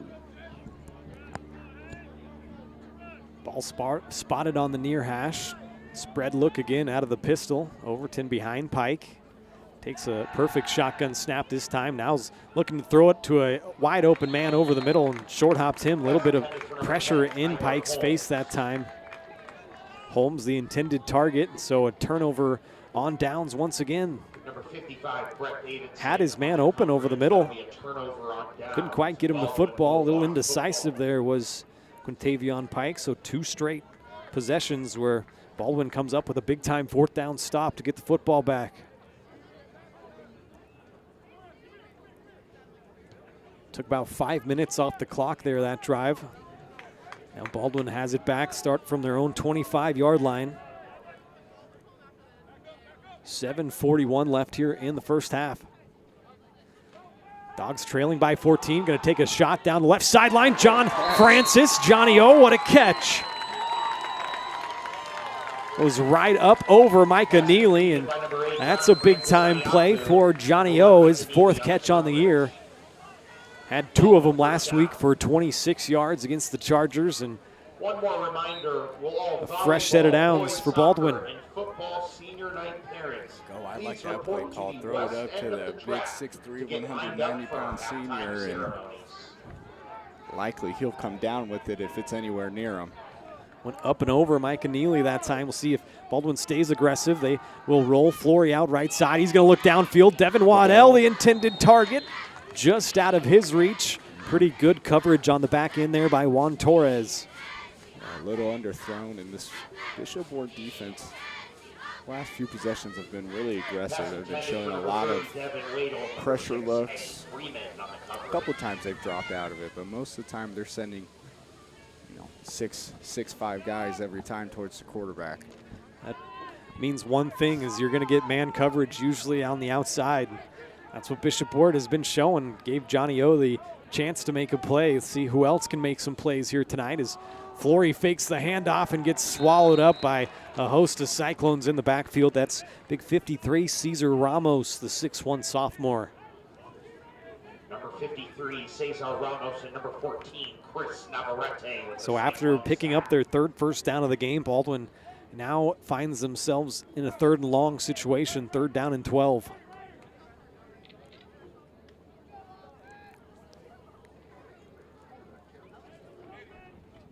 Florida relaying the play in from Lisher.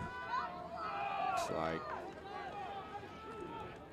3 wideouts, Francis, Waddell, and Wheeler Collin, the tight end. Newman in the backfield next to Flory, who takes the shotgun snap. Pump fake. He's going to throw it up deep, give his man a chance, and Wheeler comes back to the football, trying to break out of a tackle.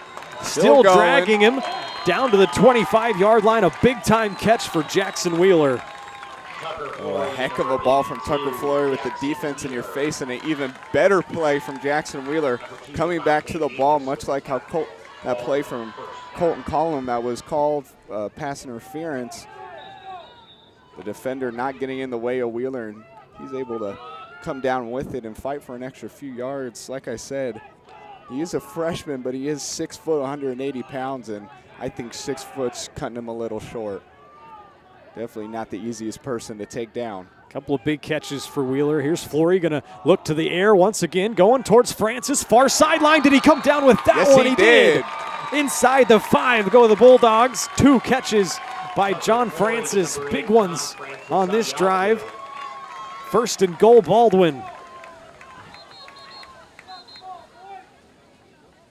This Baldwin offense is firing on all cylinders in the pass game. Tucker, maybe not the best thrown balls, but as long as he gets them where he needs to, hey, you have big enough targets like a Jackson Wheeler, like a Johnny O, then really it doesn't matter if you can get in that big wingspan of theirs and they're able to come down with it, just like we just saw over the last 5 plays through his possession, and now Baldwin at the 3-yard line looking to score a touchdown. Yeah, I agree with you there. Bishop Ward took their 3rd and final timeout of the first half there, but that was one of our keys to tonight's game, was open up the playbook, take some shots downfield. You never know what can happen. Let your guys make some plays and go up and get the football. John Francis, Johnny O as we call him up here, he's had a couple of those, and he said Wheeler has had a couple nice catches tonight as well. Sets up Baldwin's first red zone opportunity here inside the 5 at about the 3-yard line. Going to have a 1st and goal. Baldwin have been a pretty good red zone team when they get there. Haven't been able to get there much this season. Let's see what Coach Lisher has drawn up for the Bulldogs. Like 2 wide receivers set, top of your screen.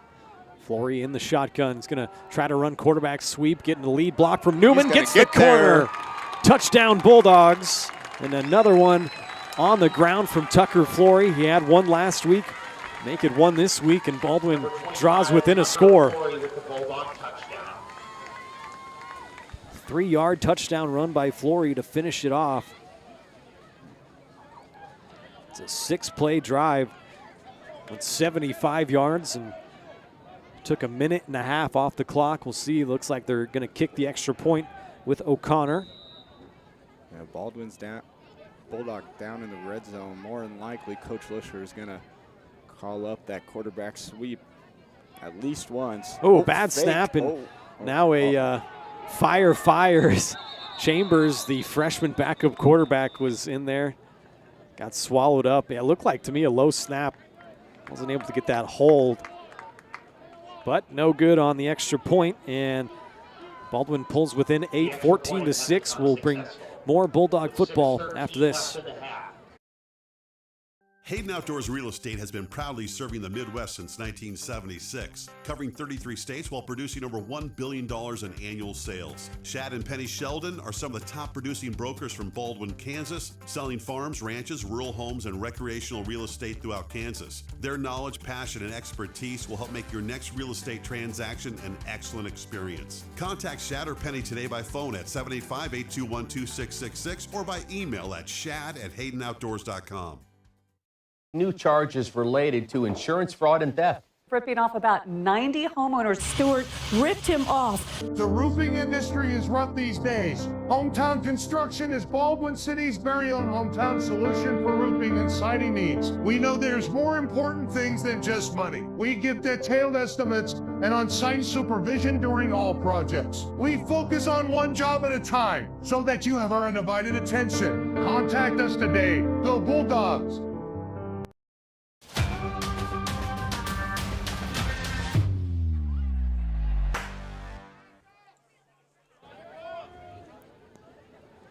Welcome back. Baldwin coming off a 6-play touchdown drive, went 75 yards, took a minute and a half off the clock.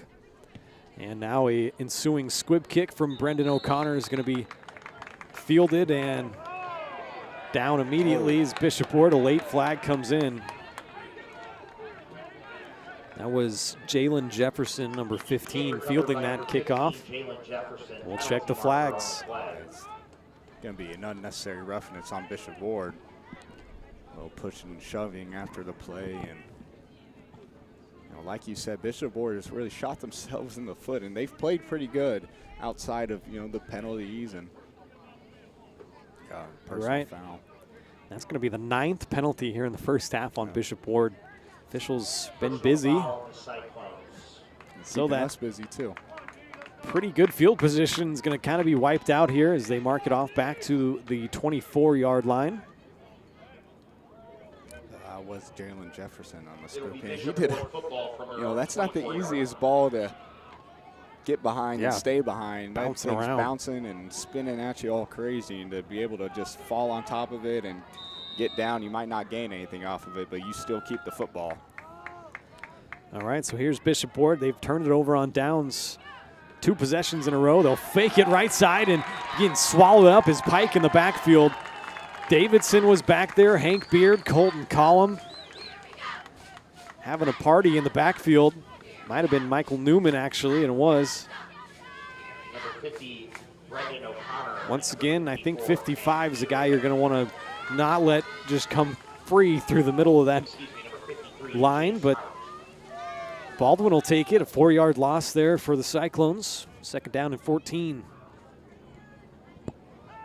Bishop Ward's been able to get comfortable 3rd downs, even with long 2nd downs or even conversions off of these. So see how Baldwin, if they can stop him. Pike will look to throw it quickly here near side. Miscommunication with his intended target, Jefferson. Oh, that was hit at the line by Big Brett Bad Davidson. Okay. Big Bad Brett Davidson, sorry. That's good. Good call there. I did not see that. Hit himself on the helmet, and obviously there is now some life in this Baldwin team, and looking for a 3 and out. If you see Big 55 hyping himself up, you know that the rest of that Baldwin team are in on the rally and hyping everybody else up. D-line's played well without Jake Van Horn here. It's been Davidson, Hank Beard, and Jace Houts played well. 3rd down and long, 3rd and 15. Pike looking to throw it, now gets pressure, and he's going to be drugged down in the backfield. A big-time sack. Beard and Hout finished him off, but it was once again Brett Davidson pressuring him and forcing him to step up in the pocket. And he has had a big first half. Brendan O'Connor also getting in the backfield. And that is huge for Baldwin, forcing a 4th, and now I think you would classify this as a 4th and forever. Start getting into the 20s. It's 4th and forever. Looks like to me they're going to punt this one away. A little pooch punt. I think that's going to be Max Harvey back to return. It is still Pike that is in the backfield now. A false start looks like. Going to back him up 5 more. Well, and this is all looking promising for Baldwin, as no matter what happens here, you're either going to end up with great field position or even better field position. Yeah. Feels like all the momentum right now is on the Bulldogs' side. About 10 minutes ago, this Bishop Ward sideline was loud and active, and now very quiet over on this sideline, and Baldwin looking to pick it back up and force some pressure. So surely they have to punt this thing. I mean, they are in a pistol formation. The laws of football just tell you to punt this. We'll see what happens. Pike takes it, and he will punt it away, and Harvey's going to have a chance to return this from his own 40-yard line. Jukes a man, now looking to run it far side. Out past the Bishop Ward 30-yard line, and Baldwin's going to have great starting field position from the Cyclones 28.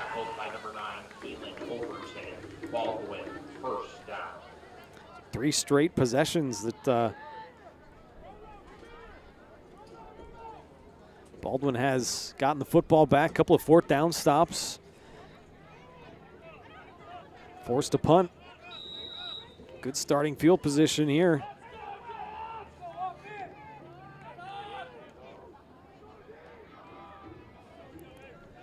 .406 to play first half. Gonna look to throw it. John Francis again tried to go up and get that one. McAneely there on the coverage. Just a little bit of a high throw from Flory that time.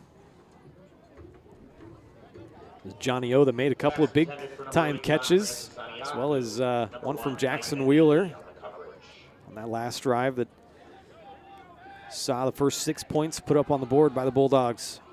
A 2nd down and 10 here. Picked up 3 first downs on the way to that touchdown. Started at their own 25-yard line that drive. Much better field position here. Running up the middle with Michael Newman. Not going to get much, maybe 2. 3rd and 8. 2, Michael Newman on the carry, tackled by number 22, Alan Aguirre. Baldwin 3 of 4, or excuse me, 1 of 4 so far on 3rd down conversions. Coach Duff, the head coach for Bishop Ward, has spent this possession on the sideline, really getting into his offense, and all that momentum that they started off the first quarter with has seemed to disappear in the second quarter, and Baldwin has really taken advantage and are looking to keep that going. Flory drops back to pass, going to look deep down the left side. John Francis trying to come back for the football, and the Bishop Ward defender, Neely, wouldn't let him, so obviously pass interference here on the Cyclones. And sticking with that plan, just kind of throw it up to the outside. Yep. And it's working. You know, you got 6'3", Johnny O. You got 6'6", Colton Collum. Drew Flick, who also has lined up at tight end, 6'1". Jackson Wheeler, 6 foot. But like I said, that's a short 6 foot. If he's a really 6 foot, I would give him about 6'1" or 6'2". Devin Waddell, same thing, 6'1", 6'2". So there's definitely tall targets for this Baldwin team to throw it up, and looks like that's the game plan going into this game. Now 11 penalties on the Cyclones. 1st down and 10, 2nd red zone try. Flory rolling out right, looking deep to Waddell. Waddell. Almost brought it down inside the 5-yard line there, but Waddell had it knocked away. Good play defensively there, Jalen Jefferson. Pass intended for number 30, Devin Waddell, broken up by number 15, Jalen Jefferson. Jalen Jefferson, number 15, number 6. Eddie Freeman has also had a really good game. Number 2, Devontae Davis. You've heard his name a lot in this first half. As well as number 2, Michael Newman for Baldwin, Max Harvey, Ethan Williams. All these guys have had a very, very productive second quarter. If the first quarter you want to call off to a slow start, this second quarter has been really fun to watch. Now Ethan Williams, the receiver here near side. They'll hand it off up the middle. Getting blasted that time by 54, Raymond Gordon. It was Michael Newman once again on the carry. Didn't get much. Now a 3rd down and 10. Chris Navarrete and number 54, Raymond Gordon. Baldwin picked up a 3rd down conversion on that penalty. Threw it up near side. We'll see where they go here. More than likely going to the air here. The question is, who is that first look to? Are you looking for that big number 8, Johnny O? Split out far side. Wheeler is the slot receiver, and then Ethan Williams down here at the bottom of the screen. Collum, the tight end. They'll roll Flory out left side, getting pressured. Plenty of green out there. Get the corner, looking for the pylon, knocked out of bounds. A good play there by Alan Aguirre, the 5'8" junior, but Flory gets it inside the 5 down to about the 3-yard line. That's going to be a Bulldog first down. Does pick up the first down, you're right. Now you get 4 more chances to put the ball into the end zone. You got 2.5 minutes just about in this second quarter, sorry. And a big offensive line to run behind. Yeah, big time. Hunter Barnhart has been one of the guys out there replacing Jake Van Horn on that offensive line. Also, Hank Beard looks like he's getting some run on the line. Ooh, through the hands of Flory is the snap and able to get back and jump on it. Yeah, smart play just to fall on it. You don't want to try to pick that up while you're running, bend over and miss it, and now you have 3 untouched Cyclone defenders on the backfield looking to pick that up and go the other way. So smart play by Tucker Flory just to fall on it. And I'll take a 2nd and goal from the 15, then a turnover into Bishop Ward's hands. 12-yard loss for Baldwin, sets up As Jackson just said, 2nd and goal from the 15. Collin will be the tight end. Those 3 wideouts split up top. They'll roll Flory that way, looking for a corner route perhaps, and throwing it out of bounds. And we'll see. Another flag. Flag might be a hold on the back end. He had his hands on him, but it's Devontae Davis that he's talking to the official. It was Waddell, the intended target. Jalen Jefferson was over there as well. I think that's who they're going to get. On the play by number 7, Rolando Calderon. Pass interference on the defense. What, the 10th penalty of the? That is a dozen first half penalties on Bishop Ward. If I'm not mistaken, that's going to be a first down, an automatic first down. Or maybe they just, oh no, they keep it on 2nd down. I think half the distance. Half the distance, because it's goal to go. Yeah. And not an automatic first down in high school, but half the distance it does go, get some of that yardage back from the bad snap. That'll be 1st and goal from the 8-yard line. Oh, now you're pretty much back at where you started. Yeah, same formation. Harvey, Waddell, and Wheeler, the wide receivers. Collin, the tight end. They'll fake the handoff, roll Flory out right side. Looking for a man in the end zone, overthrows everybody. Just had to get rid of that, was running out of real estate. Nobody really open in the end zone. Or maybe try to high point that to big Jackson Wheeler, but no matter what the idea was, overthrown over everybody, and now you're setting up for a 3rd and goal from about the 8-yard line. And Baldwin's converted both 3rd down conversions so far on this drive. Now we'll see if they can't get a big one here, and goal to go. Under a minute and a half to play here in the first half. This is likely 4-down territory. Flory will look to pass quickly to call him out from his tight end spot. Has the reception at the 5-yard line, but gets dragged down there by Davis. Pass completed by number 89. See indeed if they go for this thing. By number 2, Devontae Davis. I'd like to think Coach Lisher trusts his offense. And I think he replays the call to Tucker Flory on the sideline.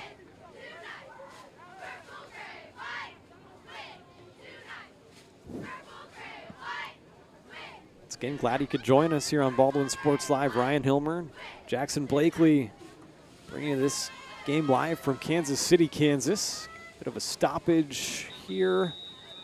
And it's going to be a timeout taken by Baldwin. Coach Lisher was letting that clock run down a little bit before they take this 4th down and goal play. So it's just the first timeout for Baldwin. Oh, they might kick it. I do see Brendan O'Connor over there. Once again, I'll show you our upcoming broadcast schedule. As far as I know, our next game is going to be the playoff game for the football team. It's going to be November 1st. That not next Friday, but 2 weeks from now. Still to be determined is the opponent there, so we'll keep a track on all the action next week. You can also find our upcoming broadcast schedule in the Maple Weekly. It's your local weekly newspaper with the latest community news and events, features stories, local sports, history, and more. Subscribe for only $5 a month or $50 for the full year. Subscribe now to your local weekly newspaper at baldwinmaple.com.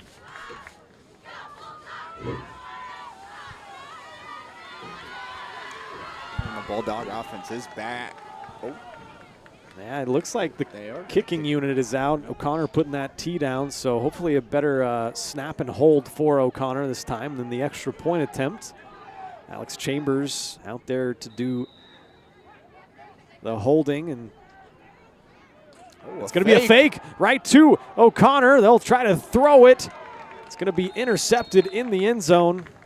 There's a flag on the play near side. And another flag late. By number 10, Tyler Holmes. It's Holmes on the interception in the end zone. Baldwin pulling out all the stops here. Pressure by number 22, Alan Aguirre. See what the call is. There's 2 penalties. There was a flag after the play. If I had to guess, that's probably unnecessary roughness on the Bulldogs.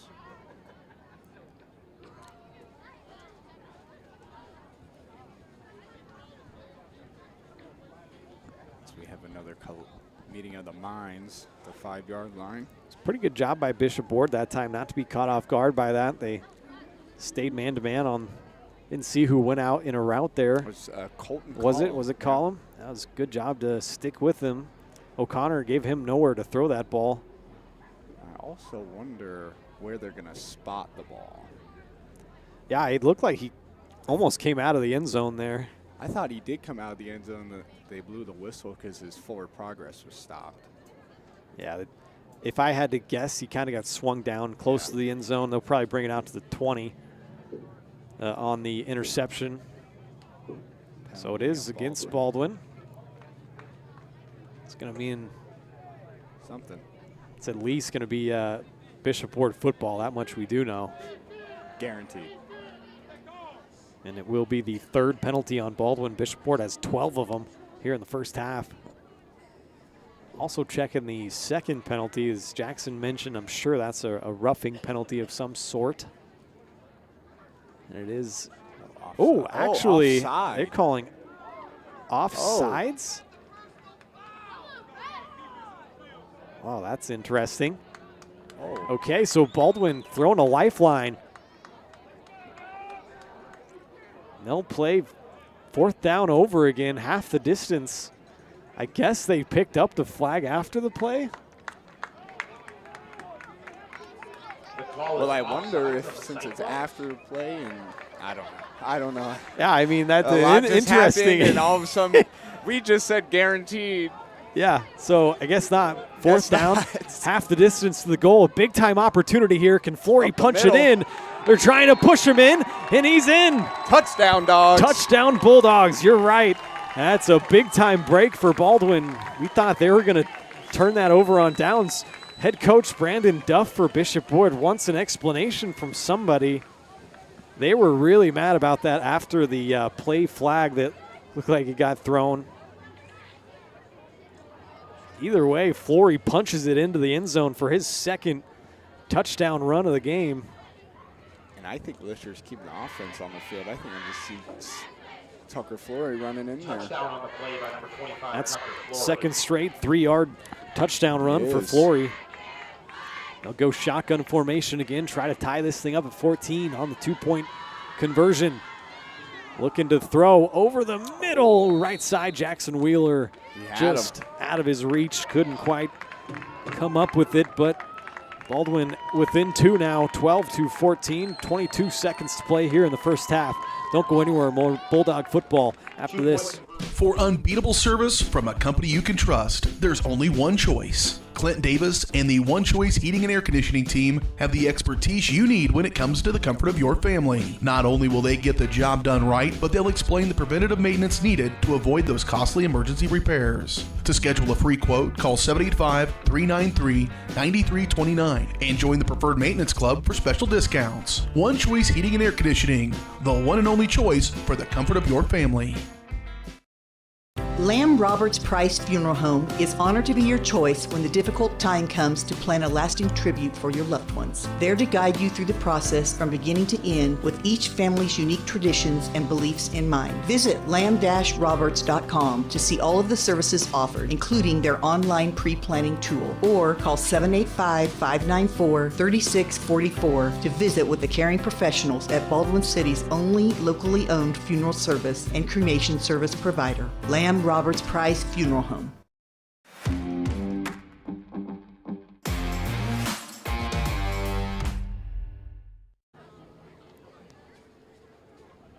Welcome back. Baldwin coming off, punching the football in off a 10-play, 28-yard drive that took 3.5 minutes off the clock. Faced 3 third downs and 1 fourth down that you just saw as they punched it in on that 3-yard Flory run. Got helped out by the 13th penalty of the game from Bishop Ward. Offsides that gave him a second crack at it on 4th and goal, and Flory punched it in. Unfortunately, 2-point conversion was no good, so Baldwin still trails by 2. Now Coach Duff getting a lengthy explanation from the officials on the near side down here. Obviously not happy about that little exchange, but Baldwin got a break, came away with it. Now another flag, as they are not shy about getting them puppies out. That's tough, though, to be offsides on a field goal attempt, or at least what Baldwin was lining up for in terms of from the Bishop Ward perspective. But again, the 13 penalties, they've had a bit of a track record here in the first half. I think Baldwin was offsides on that kickoff, so going to make him do it again.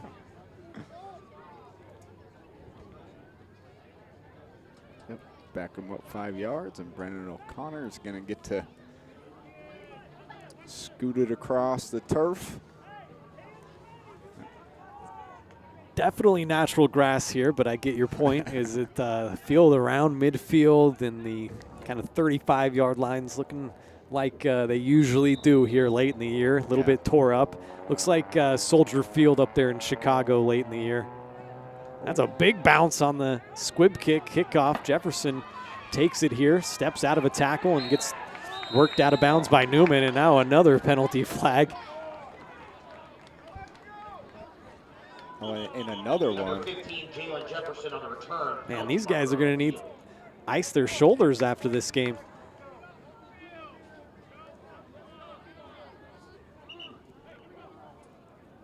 So I saw what that second one was. I don't know who they're going to call it on. Okay. Try to sort this out. And that was one flag at a time. Scuffle between Joe Buttram and one of the Cyclone kickoff team members. A little pushing and shoving again after a play, but I didn't see what the first one was. Two teams are getting pretty testy. A lot of action after the play. Face mask.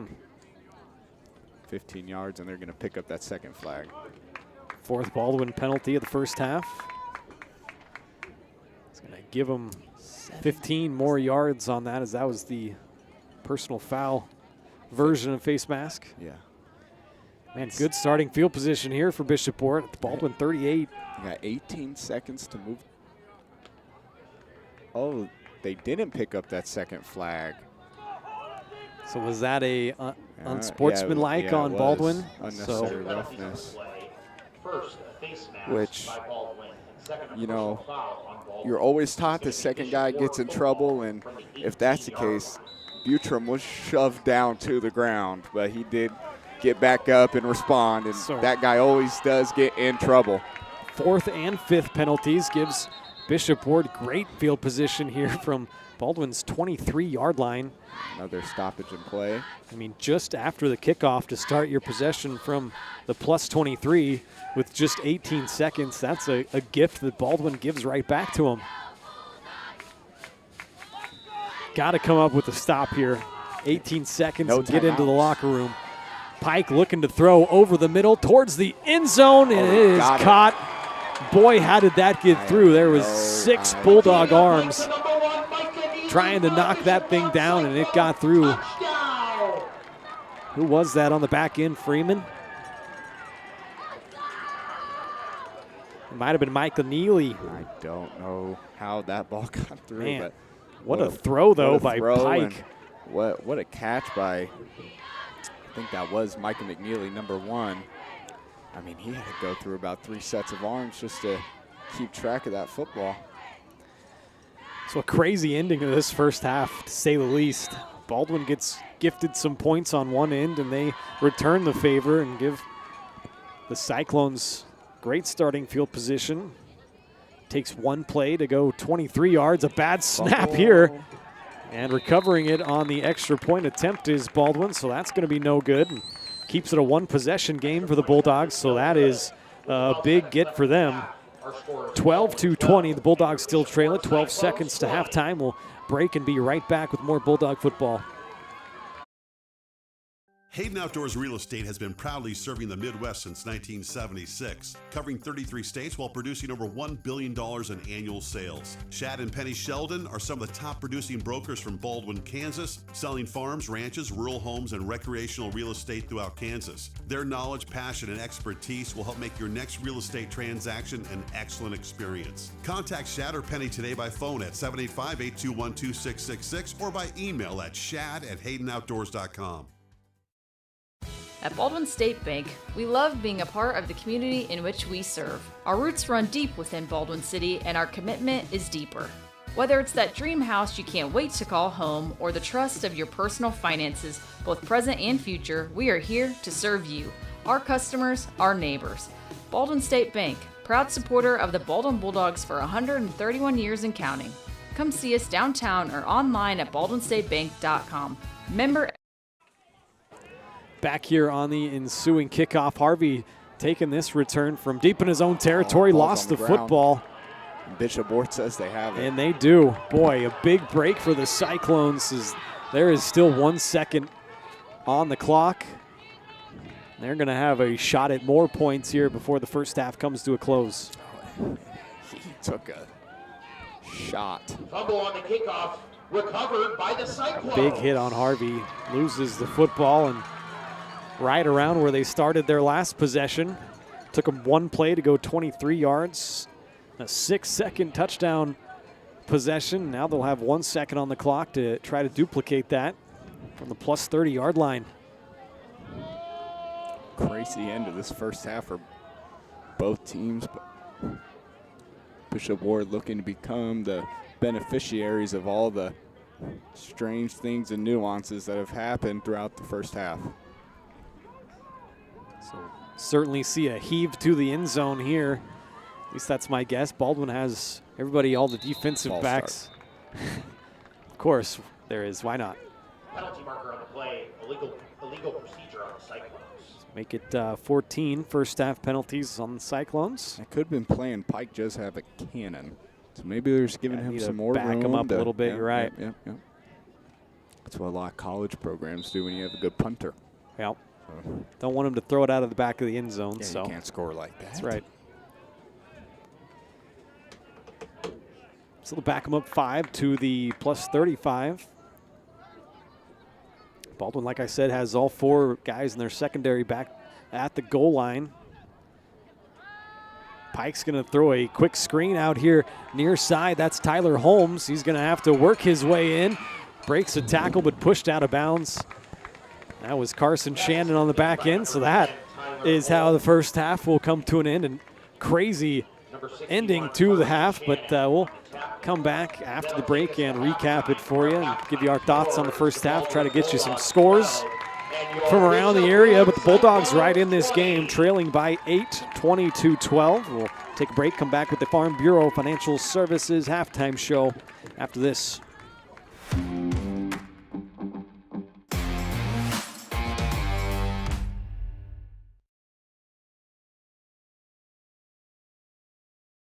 Dr. Philip Harvey at Oral Surgery Kansas is a proud supporter of the Baldwin Bulldogs. Dr. Harvey and his staff wish all of the Bulldogs the best of luck this year as you continue to make Baldwin City proud. Oral Surgery Kansas provides personalized, gentle, comprehensive patient care for a wide range of oral surgery procedures. To learn more, visit oralsurgerykansas.com or call 785-843-5490. Oral Surgery Kansas, cheering on the Baldwin Bulldogs. Hayden Outdoors Real Estate has been proudly serving the Midwest since 1976, covering 33 states while producing over $1 billion in annual sales. Shad and Penny Sheldon are some of the top producing brokers from Baldwin, Kansas, selling farms, ranches, rural homes, and recreational real estate throughout Kansas. Their knowledge, passion, and expertise will help make your next real estate transaction an excellent experience. Contact Shad or Penny today by phone at 785-821-2666 or by email at shad@haydenoutdoors.com. For unbeatable service from a company you can trust, there's only one choice. Clint Davis and the One Choice Heating and Air Conditioning team have the expertise you need when it comes to the comfort of your family. Not only will they get the job done right, but they'll explain the preventative maintenance needed to avoid those costly emergency repairs. To schedule a free quote, call 785-393-9329 and join the Preferred Maintenance Club for special discounts. One Choice Heating and Air Conditioning, the one and only choice for the comfort of your family. New charges related to insurance fraud and theft. Ripping off about 90 homeowners. Stewart ripped him off. The roofing industry is rough these days. Hometown Construction is Baldwin City's very own hometown solution for roofing and siding needs. We know there's more important things than just money. We give detailed estimates and on-site supervision during all projects. We focus on one job at a time so that you have our undivided attention. Contact us today. Go Bulldogs!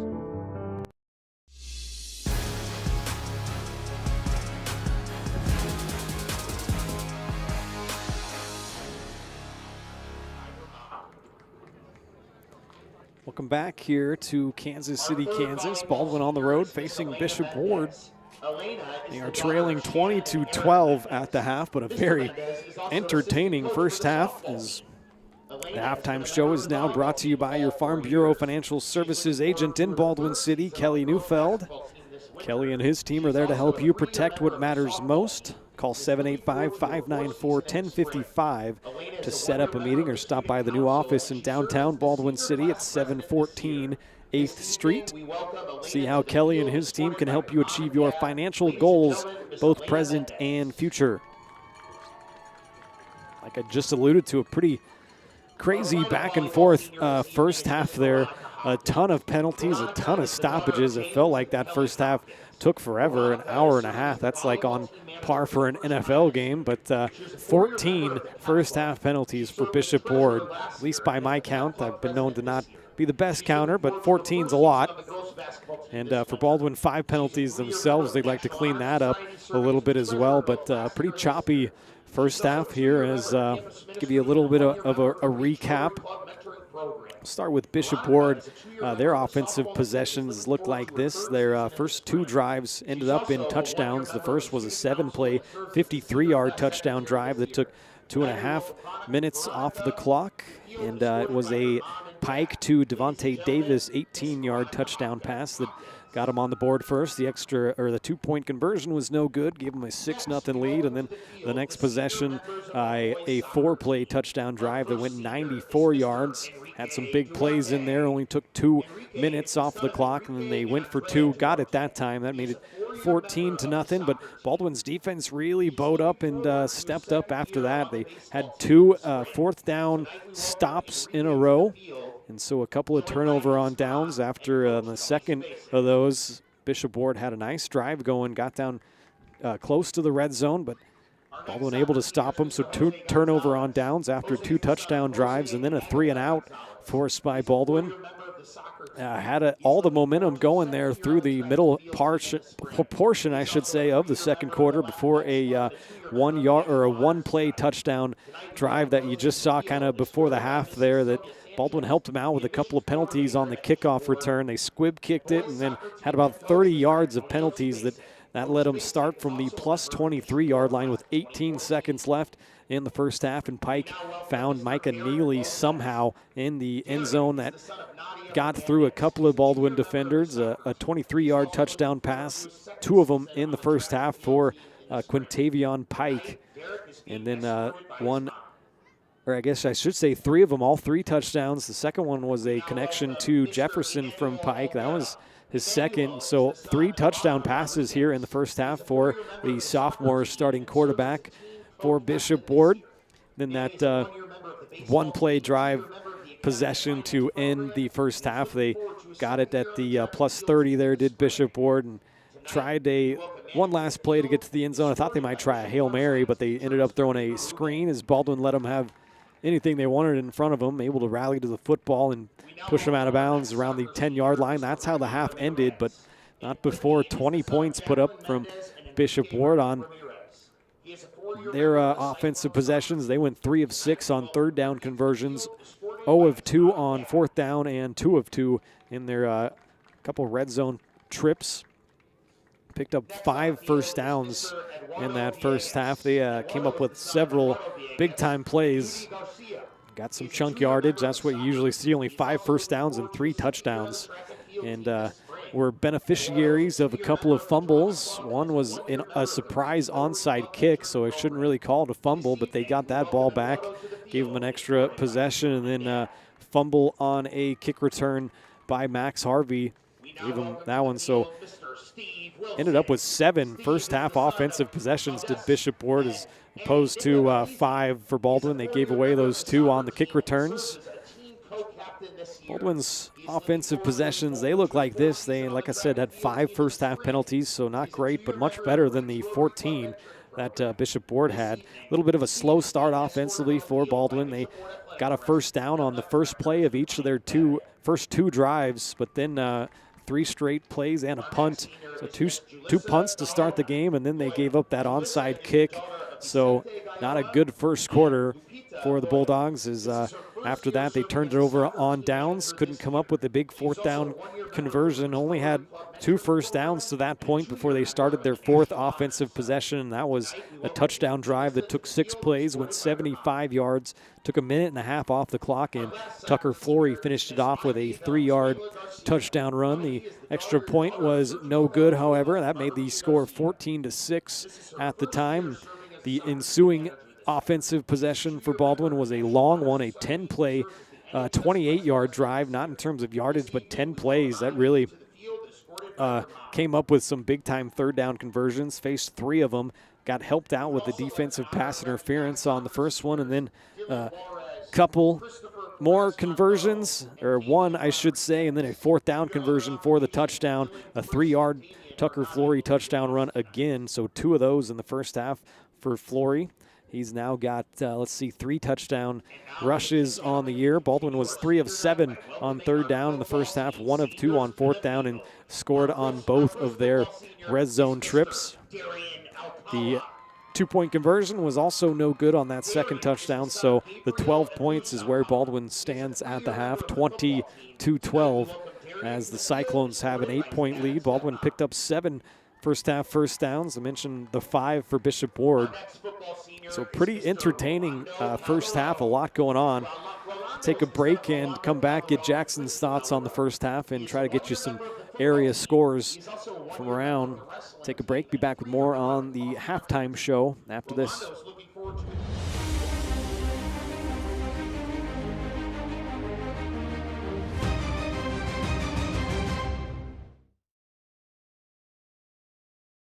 Kelly Neufeld and his team at Farm Bureau Financial Services are there to help you prepare for the unexpected and protect your future. With customized insurance plans and comprehensive financial planning, Kelly and his team will help increase your confidence in your overall financial well-being. Come meet the team at their new office in downtown Baldwin City at 714 8th Street, or give them a call at 785-594-1055 to set up a meeting with Kelly Neufeld at Farm Bureau Financial Services in Baldwin City. It's your future. Let's protect it.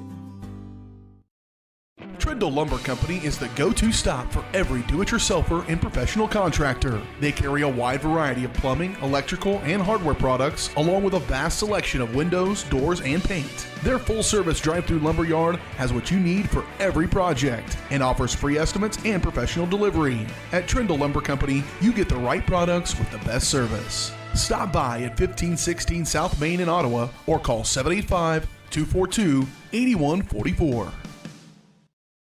With Heartland Plumbing, you get full-service plumbing from a real plumber, not a sales guy who's just there to fix a leak. Heartland Plumbing sets appointments they hold true to, not an inconvenient block of time they might be there. With a strong reputation and years of quality service, Heartland Plumbing has the tools and the people to get your plumbing job done on time the first time. Give them a call at 913-856-5846, serving every big town and small town around, residential and commercial. That's Heartland Plumbing, the plumber you can open your door to.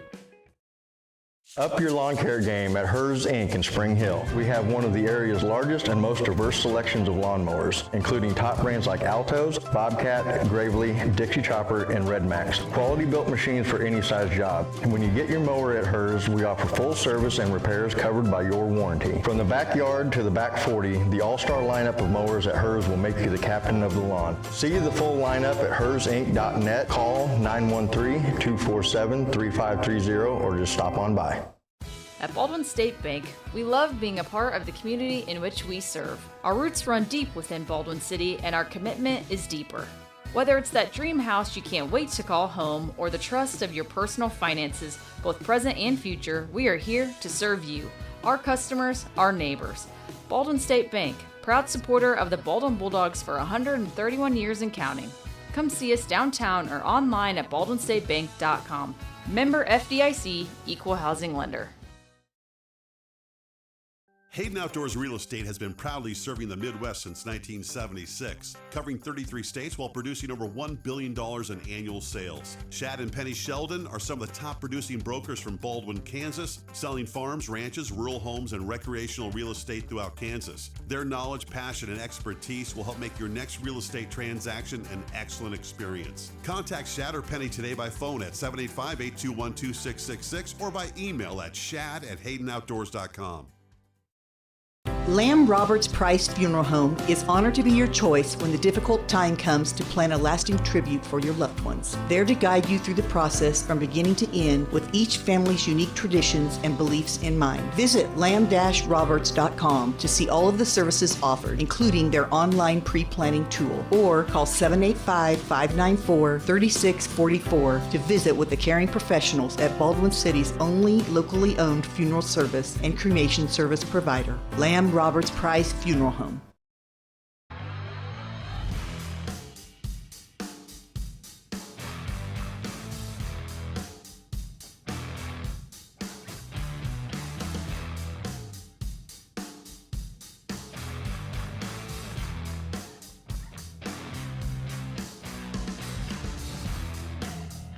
See the full lineup at hersinc.net. Call 913-247-3530 or just stop on by.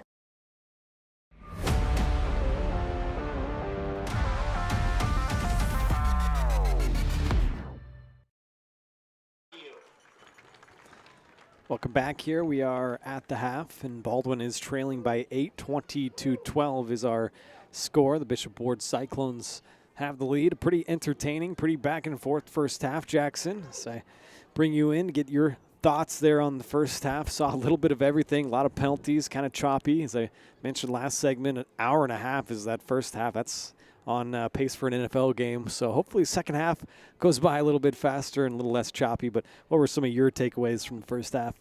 Yeah, both teams have been able to have done a really good job of being able to take advantage of the other team's mistakes. Bishop Ward had, I think we had 13 penalties. Yeah, 14 on them. 14 penalties. 5 on Baldwin.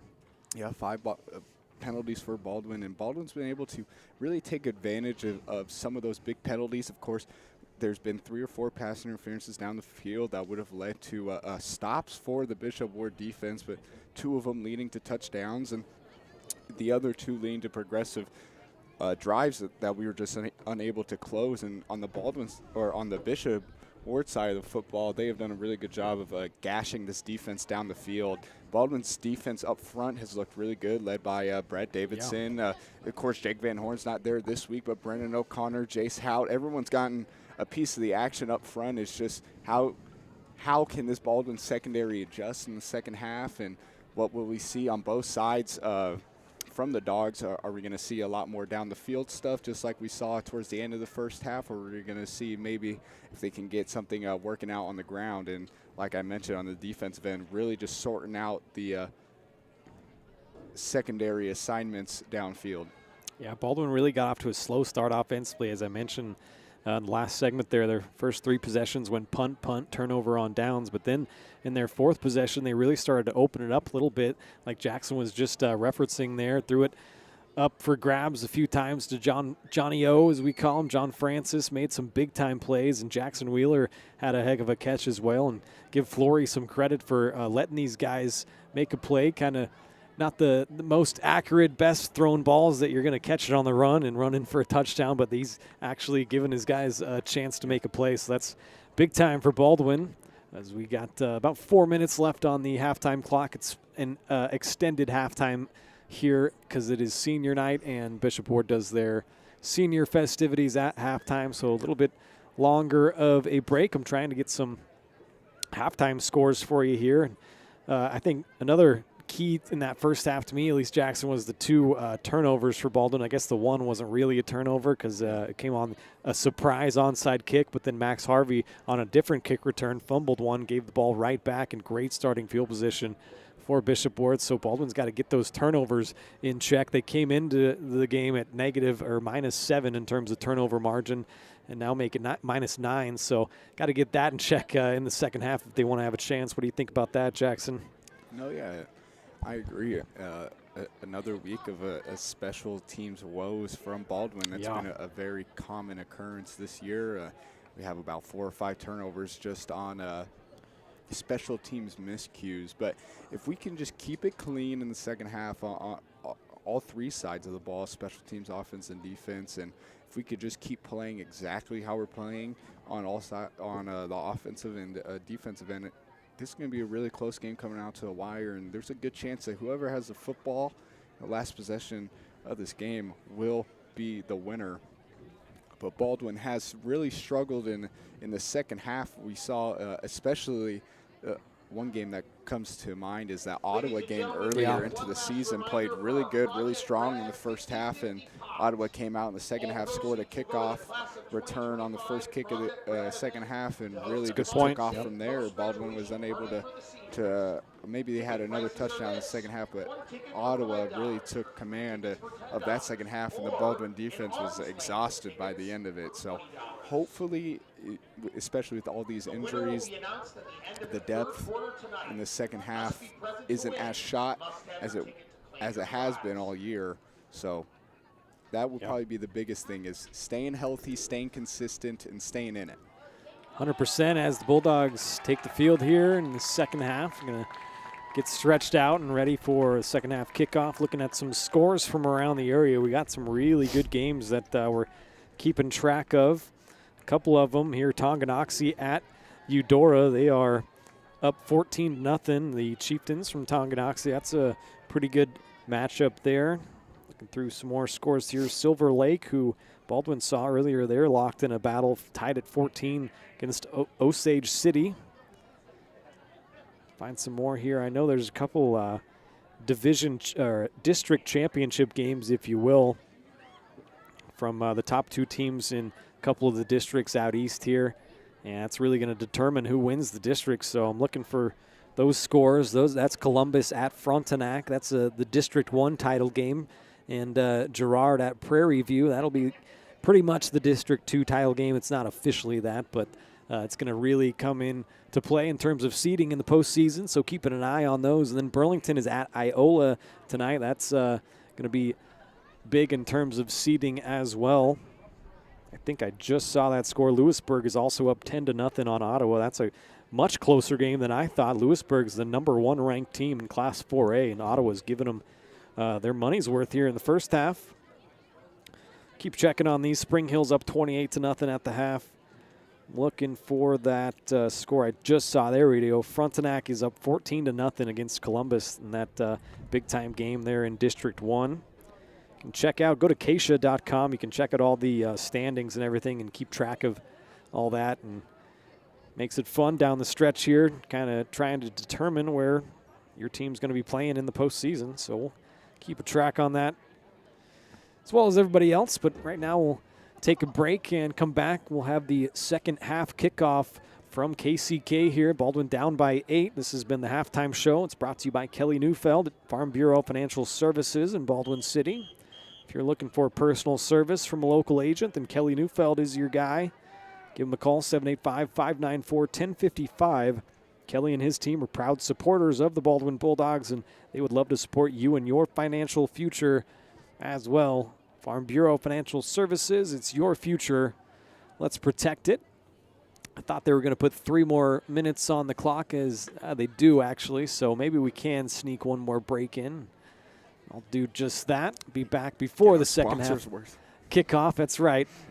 Be back before the second half kickoff, though. More Bulldog football coming your way.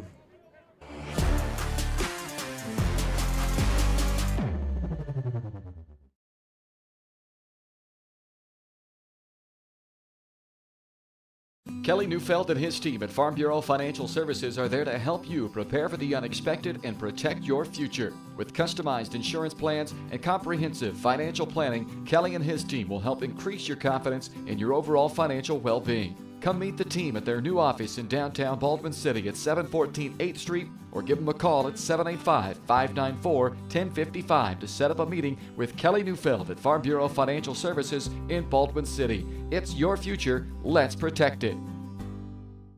New charges related to insurance fraud and theft. Ripping off about 90 homeowners. Stewart ripped him off. The roofing industry is rough these days. Hometown Construction is Baldwin City's very own hometown solution for roofing and siding needs. We know there's more important things than just money. We give detailed estimates and on-site supervision during all projects. We focus on one job at a time so that you have our undivided attention. Contact us today. Go Bulldogs!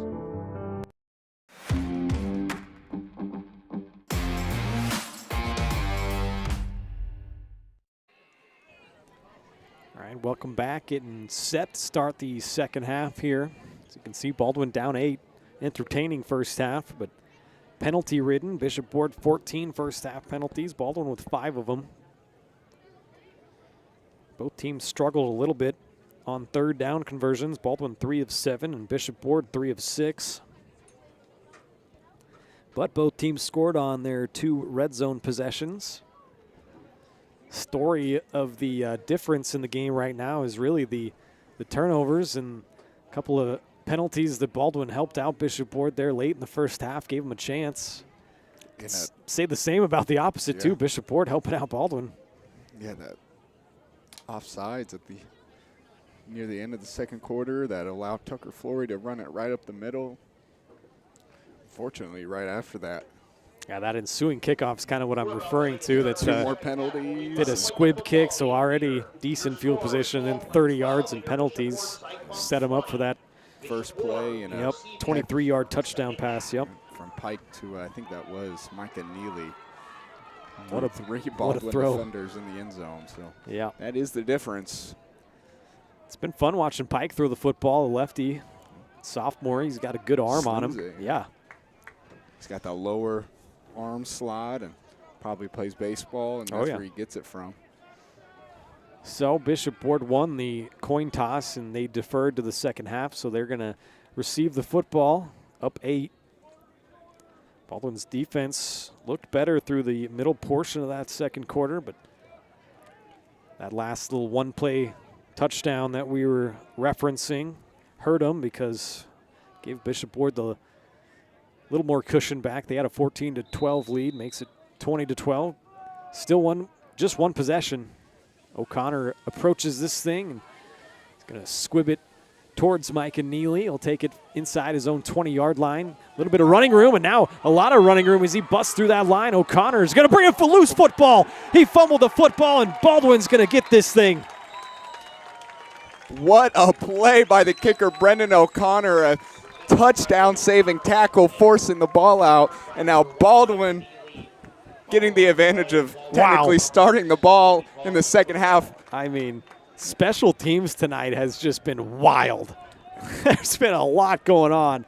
And the kicker, well, I mean, he's also the inside linebacker, so we can't really say that. But, yeah, what a lick he put, separated man from football. Yeah. And the Bulldogs going to get it to start the second half here. That's how you come back with a bang. I was just talking about the 2 turnovers on kick returns that hurt Baldwin. That one's going to help him out. Come back and force one of your own. And kids closer to my age watching this will know what I mean, but special teams, special players, special plays. That's right. Brendan O'Connor forcing a fumble, and now Tucker Flory leading this offense out with the goal of at least scoring and bringing it to a 2-point deficit. Obviously going to want to tie it. From their own 47 is where this is going to start, yeah. Flory's going to look deep down left side. A little bit of miscommunication. Him and Johnny O on the different pages.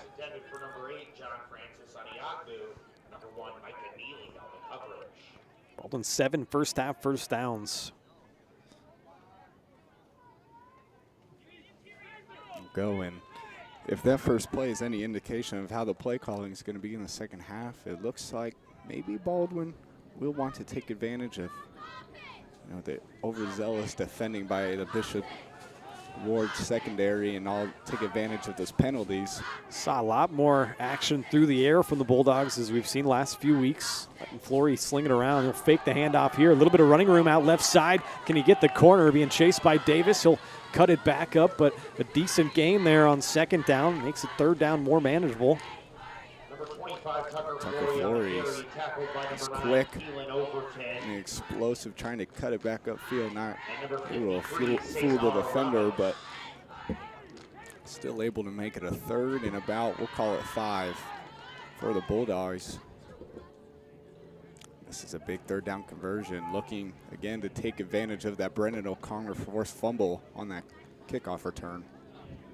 Yeah, Bulldogs really would love to come away with some points on this drive, get it closer. Trips to the far side, bunched up, Collum, the tight end. Big third down here. They'll roll Flory out right side, looking. He's got Collum wide open down the field. Couldn't quite get him the football, though. There was nobody covering the tight end down the field. Yeah, a lot of contact on Devin Waddell, and especially how that first half was called, you would have expected to see some laundry out there, but nothing goes, and it's a 4th and 5 for Baldwin, and big decision here by Coach Lisher. Just past midfield. Looks like the offense is staying out there.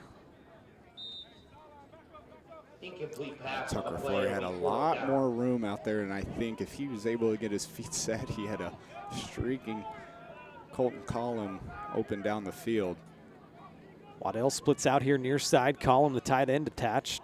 2 wideouts up top, and now jumping off sides perhaps is Bishop Ward, and that could give Baldwin a first down. Maybe not quite. We'll see when they mark it off, but that's a mistake by a team that had 14 first half penalties. Yeah, zone infraction. It's going to help Baldwin out. We'll see when they mark this thing off. I think they're going to be just short still, but see what they say.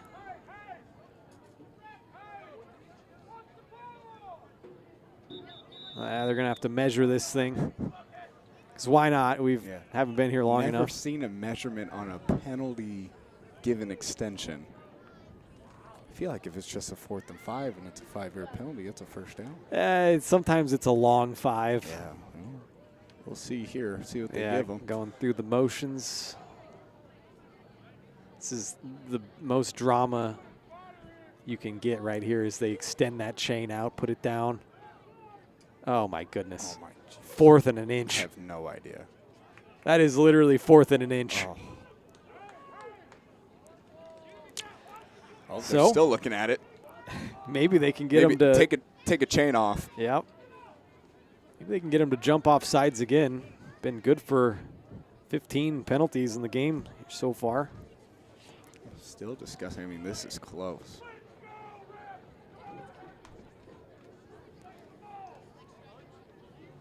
Fans starting to get a little antsy. That was 3rd down. That was 3rd down, and they're trying to say that it's Bishop Ward football.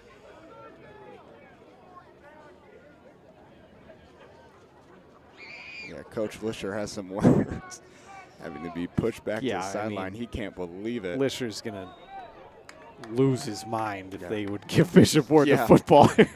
Lisher is one of those characters. He's forgotten more about football than I might ever know. So I'm sure something like that would infuriate you. They got it figured out. 4th down and an inch. Yeah. 4th down. See, they got a couple. Johnny O in the backfield along with Newman flanking Flory. They'll try to just run it up the middle. Did they get stuffed? It's going to be close. This near side line judge has it short. Boy, it's going to depend where they put this football down.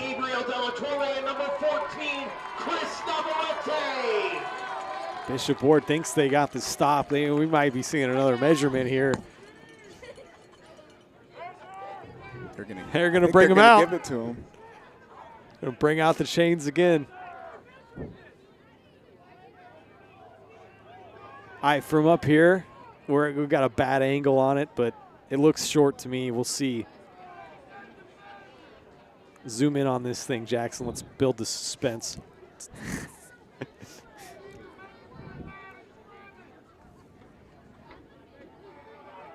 It's going to be short.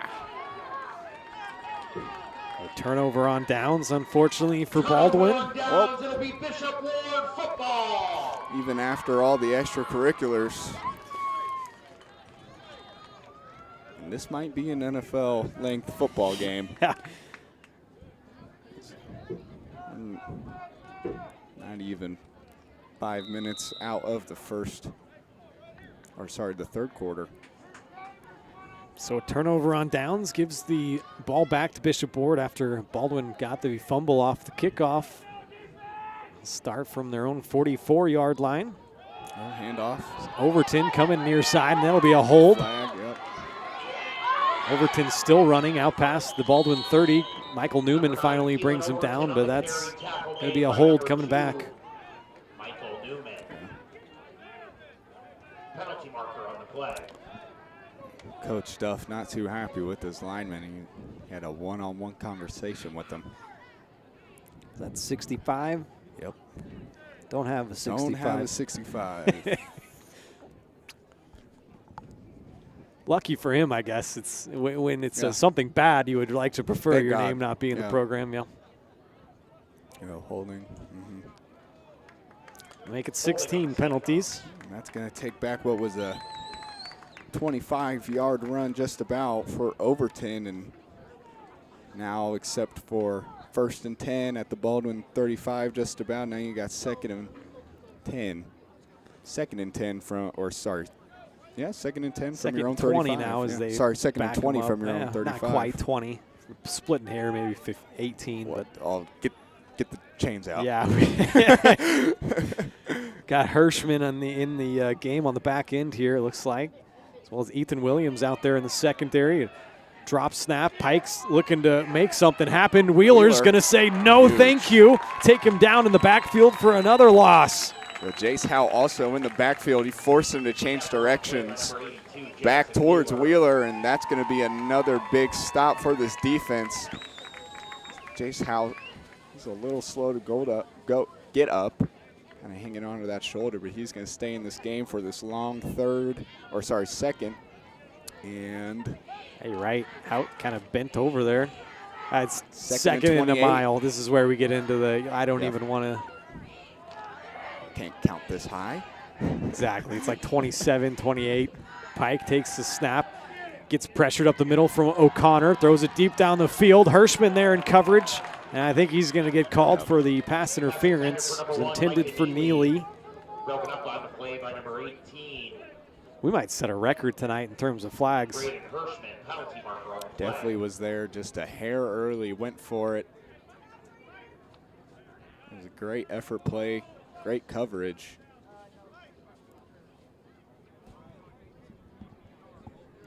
But it is not from the spot of the foul.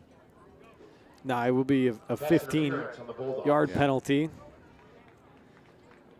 Not going to be enough for the first down either, so still going to be second down. I guess maybe a 10-yard penalty, not 15 in high school. Either way, though, still a second down and long. And a false start. That's 65 again. Penalty marker on the play. This young Bishop Ward team really showing their I'm running out of room youth.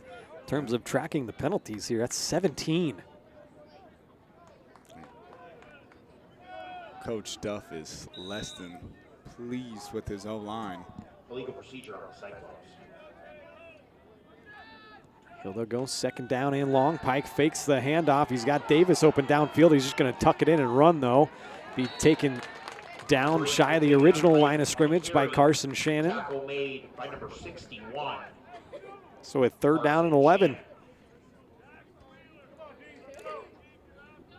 Smart decision by Pike. He did have Devontae Davis down the field, but that was a throw on the run and would have had to put your all into it.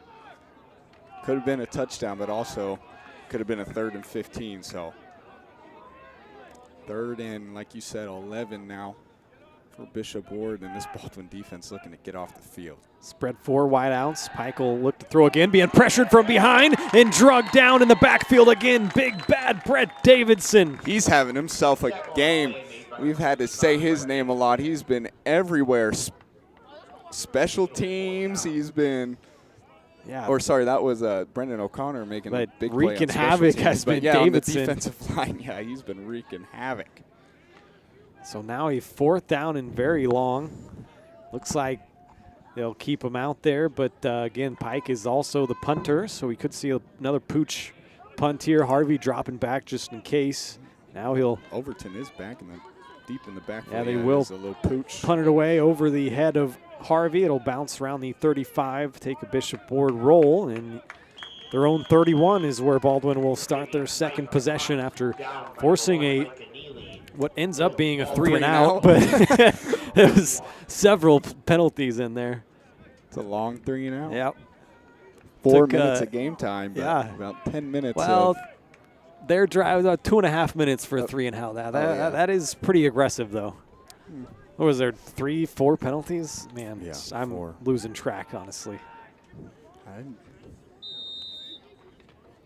But here we go. Baldwin back with the football, still trailing by 8. Start from their own 32. 8:18 to play, third quarter. Flory's going to keep it, try up the middle. Can't break through. Driving forward. The tackle, but he's still driving, guys. Davidson, or Barnhart, excuse me, over there, pushing the pile as well. Tackled by number 15, Jalen Jefferson. Lisher, again, not very happy. I get blowing the whistle with forward progress, but it looked like he was still moving forward. Yeah. But either way, not going to change anything in the second and about a 7 for Tucker Flory. Baldwin unable to come up with a 3rd and a 4th down conversion on their last drive. Turned it over on downs. They'll send the trips bunched to the far side. Column attached here near side. Fake the handoff and look to throw. Looking over to the right side. Michael Newman has the connection, breaks a tackle. Holds on to it, yep. Past the 40-yard line, and a big play there out of the backfield. Michael Newman.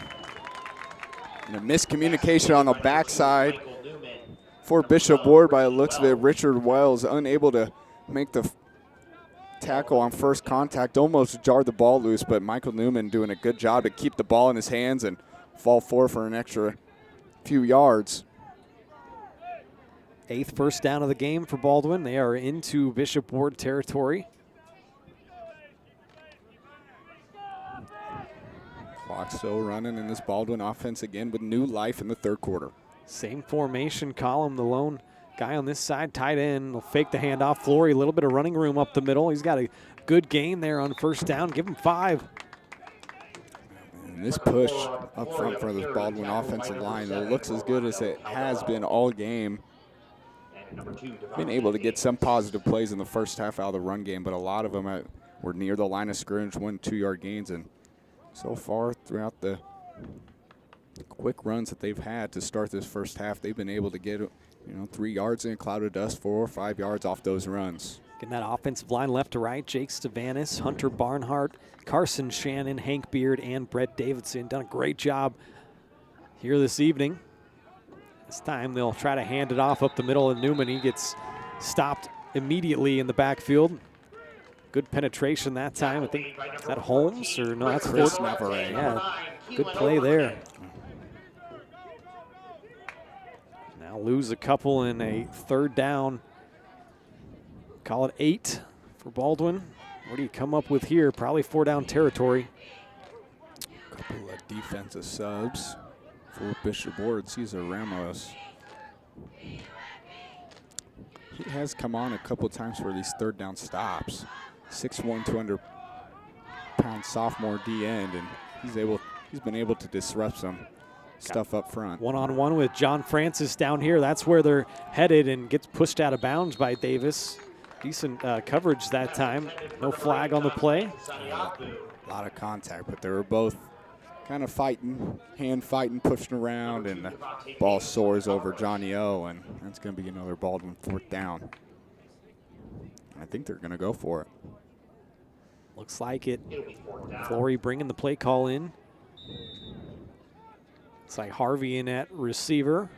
Out there, Column, the tight end, Wheeler and Waddell will go far side. Newman in the backfield with Flory, a big time 4th down and 8 coming up here. Flory going to look to pass, feeling the pressure, throws it up to Max Harvey. He has the reception inside the 10, inside the 5. Sets up Baldwin on the doorstep. And that was a really nice ball from Tucker Flory. 3-step drop, get to that back foot and step into the throw. Good spiral, good over the shoulder catch by Max Harvey, and that's going to bring Baldwin down to the 5-yard line and a 1st and goal with 5:28 left in the third. Yeah, you're right. Big time throw there. That's one of the best throws on the, just in stride from Flory to Harvey. Big time 4th down conversion. Their 2nd of the game. First here in the second half, and see if they can't punch this thing in. Harvey stays out at receiver. They'll run trips to the far side. Call him at tight end. Flip it out left side to Michael Newman. Can he get in there? And he does. Touchdown, Baldwin. Michael Newman brings Baldwin within 2. We'll see if they go for 2. When a pin pull toss from Coach Lisher beautifully ran from Tucker Flory. That little delay got the DN to commit one more step than probably wanted to, and that gave Michael Newman enough room out on the outside of that line to cut it back inside and a 5-yard touchdown. Now Baldwin looking to tie this game up, 2-point conversion. They'll send the trips near side this time, flip the tight end to the far side. Flory has Newman to his right. They'll run a quarterback sweep right side. Can he get in there? And he does. We have a tie ball game, boys and girls, ladies and gentlemen of all ages. Call your friends. We got a football game here. 22-20, under 5 to play in the third quarter. Take a break, back with more Bulldog football after this. Trindle Lumber Company is the go-to stop for every do-it-yourselfer and professional contractor. They carry a wide variety of plumbing, electrical, and hardware products, along with a vast selection of windows, doors, and paint. Their full-service drive-through lumber yard has what you need for every project and offers free estimates and professional delivery. At Trindle Lumber Company, you get the right products with the best service. Stop by at 1516 South Main in Ottawa or call 785-242-8144.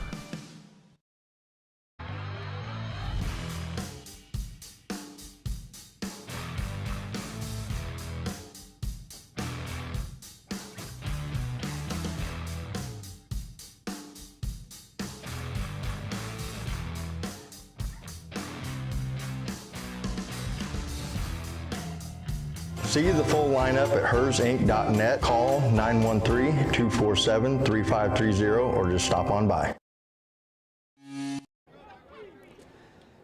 Back here in KCK, Bulldogs tie this game up at 20 apiece. On the big Michael Newman ran it in, and then Flory finished off the 2-point conversion, but a big-time 4th down conversion on that drive. Flory to Max Harvey. Set him up 1st and goal from the 5. Got ourselves a tight football game here. A little surprise onside kick from Baldwin. Taken by one of the up men. That's 24, Quinton Pike, 5'8", freshman. Kick is recovered by number 24, Quinton Pike. So Bishop Ward going to have some pretty good starting field position here from their own 47-yard line.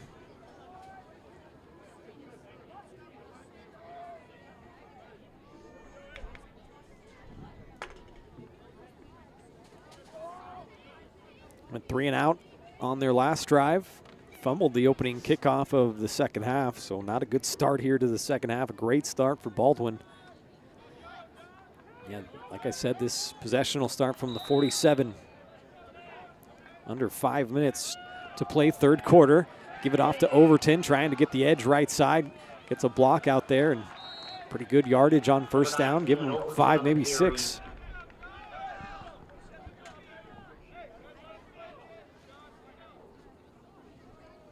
Go Baldwin now with all the momentum scoring, I believe 20 unanswered. Now they 16 got it to 14 to 12 before that's right. Extended it out, but 8 unanswered. Yeah, the touchdown at the end of the second half. You're right, though. Baldwin playing with some juice right now. Boys got some energy. They'll give it to Overton once again. Nice little juke move that time. Max Harvey's going to push him outside, and again, this defensive line being able to really get through the offensive line, get in the backfield, but 2 plays in a row. Overton's been able to make a couple of shifty plays in the backfield and get something out of nothing. Now, Baldwin hasn't had much of an issue getting into the backfield. That D-line has played very well. Linebackers as well.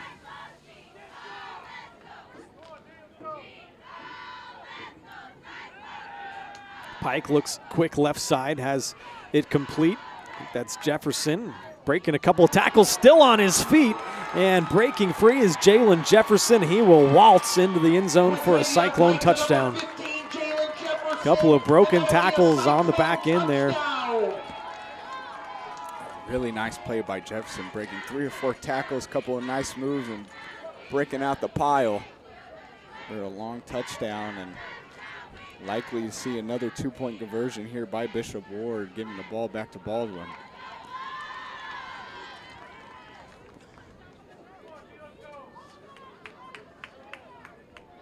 One of 3 in 2-point conversions in that first half.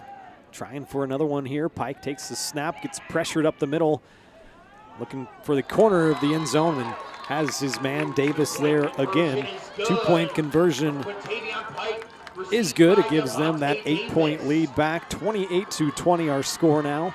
Don't go anywhere. We got a good one going. More Bulldog football after this. New charges related to insurance fraud and theft. Ripping off about 90 homeowners. Stewart ripped him off. The roofing industry is rough these days. Hometown Construction is Baldwin City's very own hometown solution for roofing and siding needs. We know there's more important things than just money. We give detailed estimates and on-site supervision during all projects. We focus on one job at a time so that you have our undivided attention. Contact us today. Go Bulldogs! Dr. Philip Harvey at Oral Surgery Kansas is a proud supporter of the Baldwin Bulldogs. Dr. Harvey and his staff wish all of the Bulldogs the best of luck this year as you continue to make Baldwin City proud. Oral Surgery Kansas provides personalized, gentle, comprehensive patient care for a wide range of oral surgery procedures. To learn more, visit oralsurgerykansas.com or call 785-843-5490. Oral Surgery Kansas, cheering on the Baldwin Bulldogs.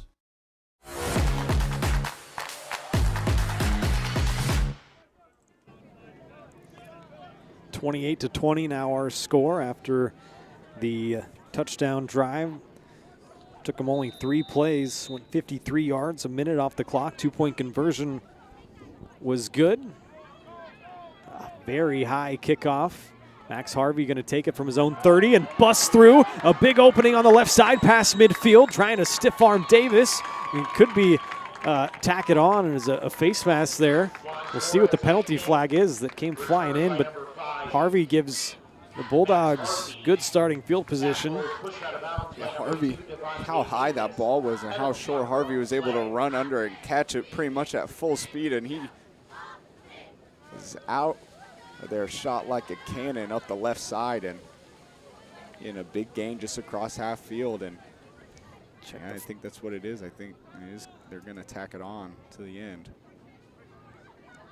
Yep, face mask on Bishop Ward, so that's penalty 18. And that's going to give Baldwin the ball at around Cyclones' 30-yard line. Yeah, great starting field position. Seen a lot of big plays on special teams. Shows you why that can't be for the forgotten third portion of the football game. Another big mistake by Bishop Ward. See if Baldwin can again take advantage of the metaphorical shot in the foot by Bishop Ward. From the +28, knocking on the door of the red zone on the first play of this drive. They'll fake the handoff. Flory's going to look deep down the field towards Colton Collum. He had a couple of steps on his defender, but couldn't keep his footing. Yeah, Flory led him just a little too much. Maybe would have had a better chance at it, like you said, if he kept his footing. It was a really good ball, good idea, and like you said as well, Collum did have a step, and that's definitely a play that big number 89 is going to want back. But short-term memory and right back to it. 3:35 to play, third quarter. Baldwin trailing by 8 once again. Have a second down and 10. Flip it left side. Newman trying to cut it back in. Only going to get a couple. Good job by that edge of the Cyclone defense. And this Baldwin's going to be forced with another third and medium. That's kind of the boogeyman when it has come to Baldwin football this year. It was 3rd and 5, 3rd and 6. You know, we've seen long third down conversions, and we've seen, of course, many short third down conversions, but those third and awkward distances is kind of where it's kind of getting stuck in no man's land. You don't really have a call for it. Play action. Flory dropping back, now being pressured. He's going to look for Newman out of the backfield. Ball's incomplete. A late flag. I think that's going to be on Bishop Ward. 22, Alan Aguirre is getting a talking to from the official. We'll see if it's a personal foul. And if so, that would be another huge penalty on Bishop Ward on a 3rd down that they just got to stop. Holding on the defense. I wonder if they called that on whoever was guarding Michael Newman. Because there was a lot of contact right before the ball got to him. He was kind of hanging on to him. Trying to leak out of the backfield on a little kind of wheel route. You're right. That's a good call, Jackson. Grabbed him. You can make as much contact with the running back behind, but you can't hold on to him. You can push him all over because behind the line of scrimmage, the logic is he's a blocker. So the penalty results in a 1st down, and into the red zone now for the 3rd time is Baldwin. 2 of 2 so far. I guess I should say the 4th time they punched it in last time as well, so now 3 of 3.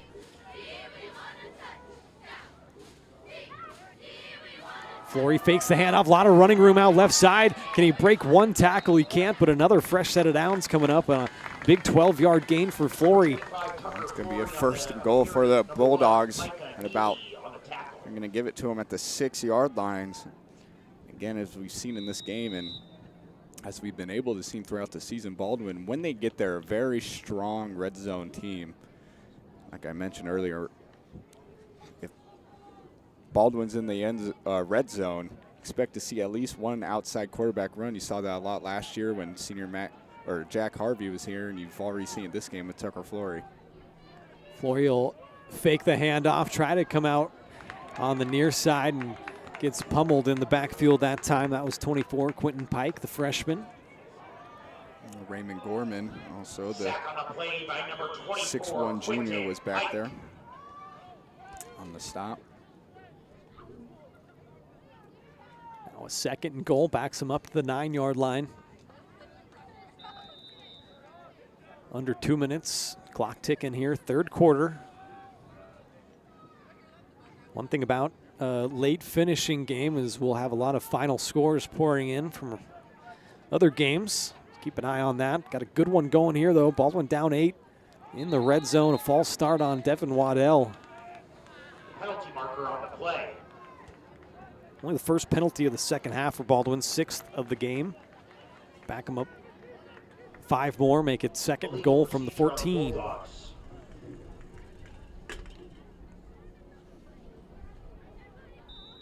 Both of these teams blowing past their season averages offensively. Baldwin averaging just 8 points per game. Bishop Ward 10 points per game. But as I chronicled in the pregame show, both of these teams have played some really good opponents. Combined record of Bishop Ward's opponents, I think, was 25-6 or something like that. Baldwin's isn't much worse than that. Flory fakes the handoff, rolling left side, looking towards the end zone for Collum. Couldn't quite come back to it. No penalty flag.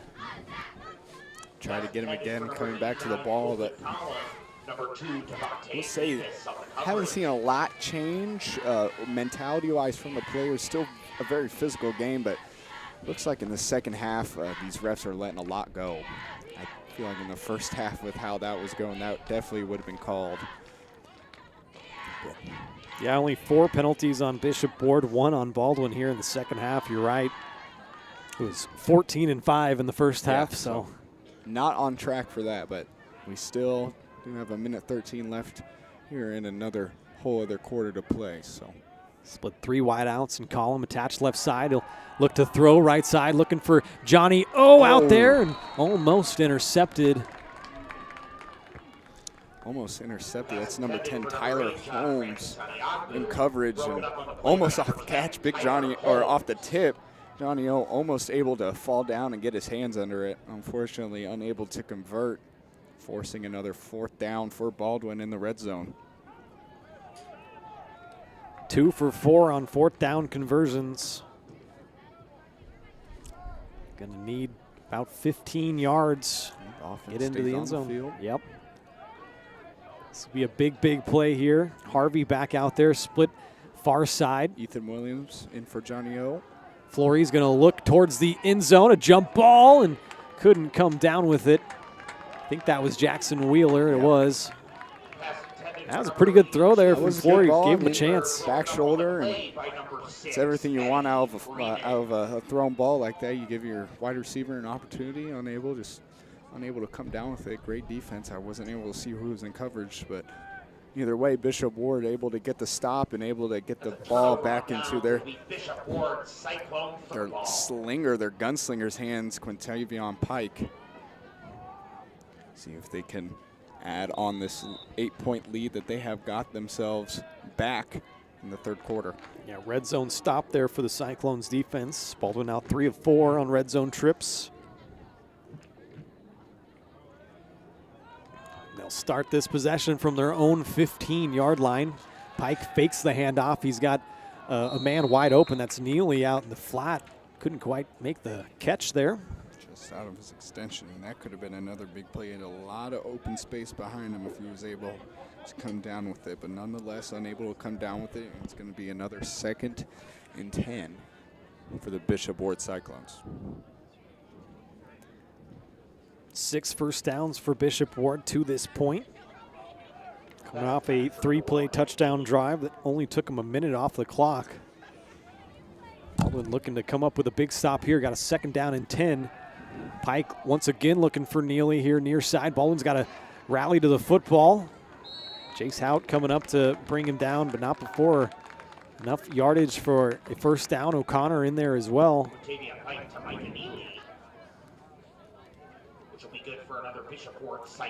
A lot of DBs are allowing a lot of space.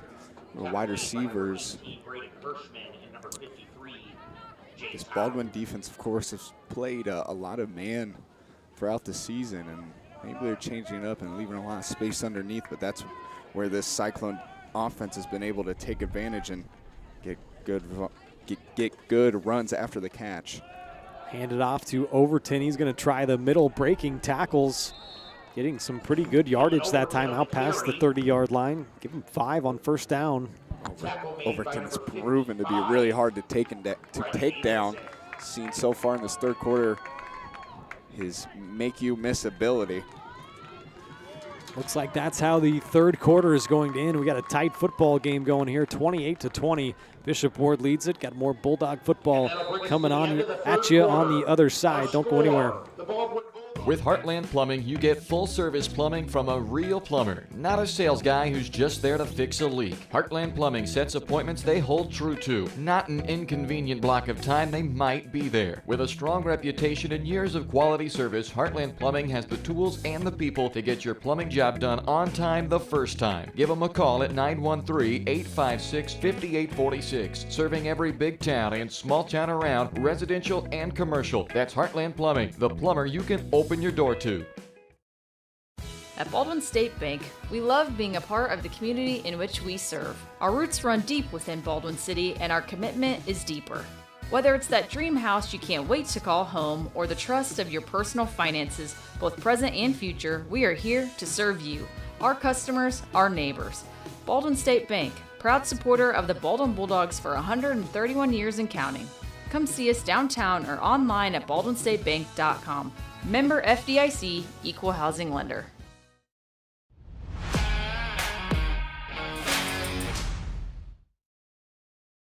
Quarter left of football here.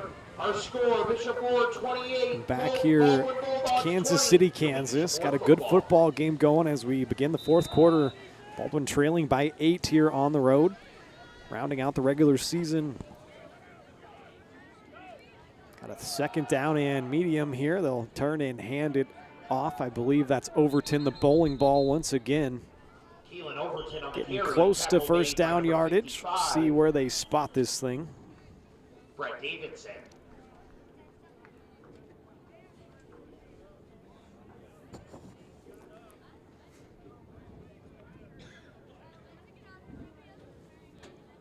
Starting to have some finals roll in from around the area as we just begin the fourth Cyclones. quarter here as Shows you how Tonganoxie, long of a first half we had. Tonganoxie beat Eudora 35-14 in their game.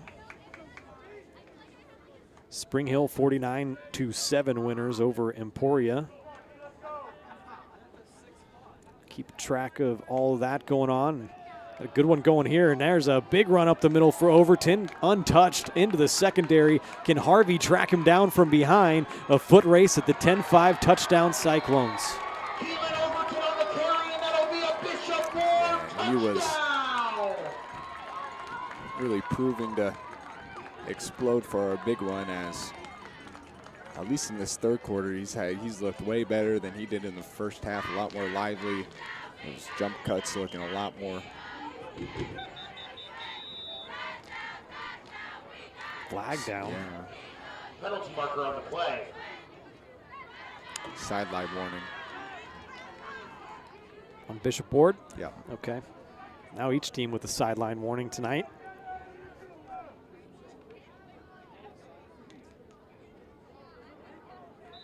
Just a 4-play, 85-yard touchdown drive.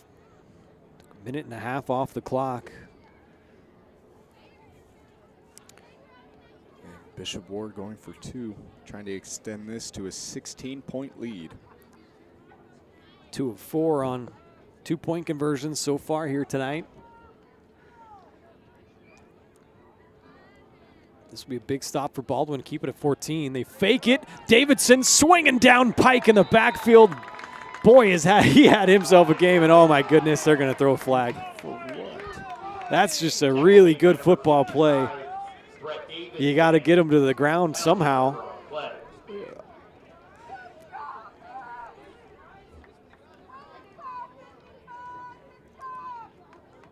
See what the penalty Unless is. Davidson said something afterwards, Yeah. I would think that's a clean tackle, but see if they beg to differ.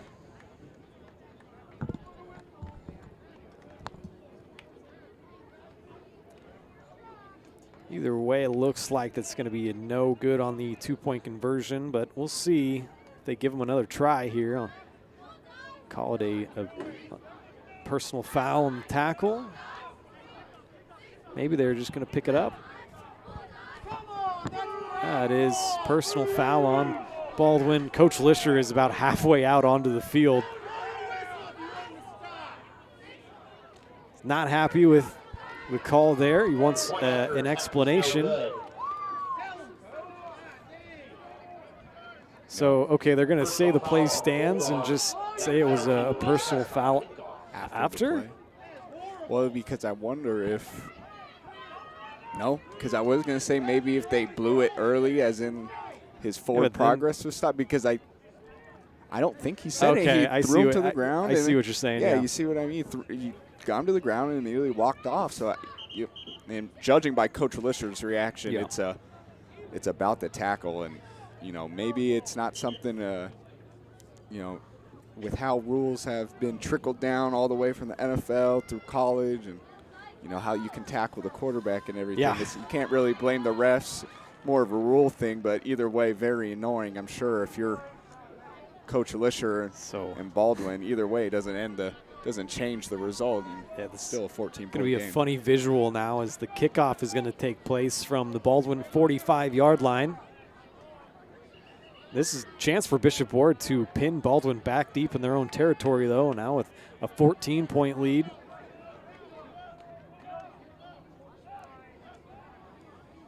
Seen a lot of special teams shenanigans here tonight. Some onside kicks, some fumbles, had a fake field goal. Yeah.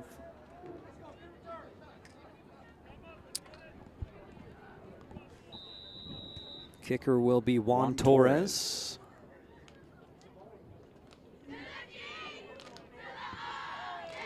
Kicks it high and deep. Ethan Williams going to field this thing into the end zone. So come out for a touchback.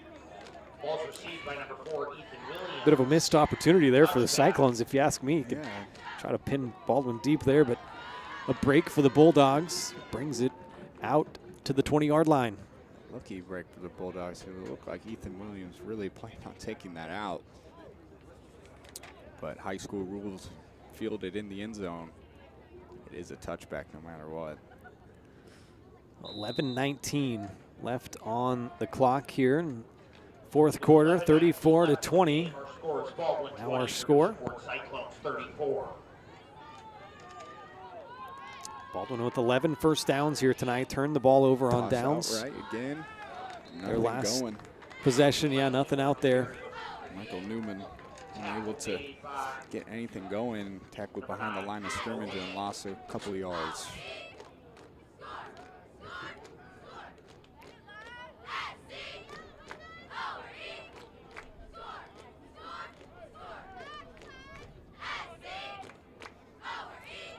So nothing doing on first down. Baldwin's second down and 10. Might need to pick up the pace here. Down 2 scores. Send trips, wide receivers here. Johnny O, Jackson Wheeler, Devin Waddell. Near side, Column on the far side attached. Fake the handoff. Flory's got a ton of running room, and Jake Stefanis out in front. Couple of blockers, gets caught from behind. But out past the 45, a big run there for Flory. That was great patient running, staying behind Jake Stefanis. Holding back a DB or two and really able to sit behind him and just kind of walk about 30 yards up the field, and that's a first down. I'm a defensive back. I see big 79 in white coming at me. I am not challenging that. Try to chop him down something. I'm not taking him on. I guarantee a lot of these DBs for Bishop Ward are much bigger than me as is, and if they're not messing with them, and I'll take their word for it. Stefanis, a big lad, 6'3", 295 junior.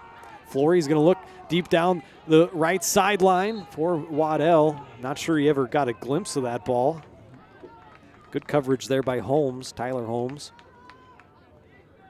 Just looking for a penalty, but nothing going. A lot of hand fighting. And pass intended for number 30, Ethan Williams is going to take Devin Waddell's spot for the play. After the incompletion, second down and 10 from their own 45. Just under 10 minutes to go. Got a good football game, a lot of excitement. Trips left again. Column, far side of the line. This time they'll hand it to Newman out of the backfield.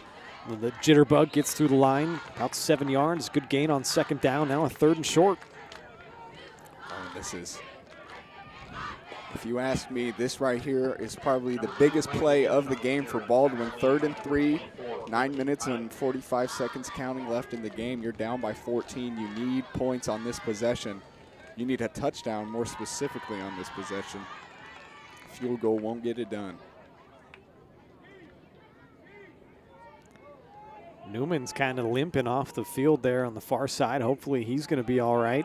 He's been taking a beating. He's really been. Is that Blake Hanna now in the backfield? Yes, it is.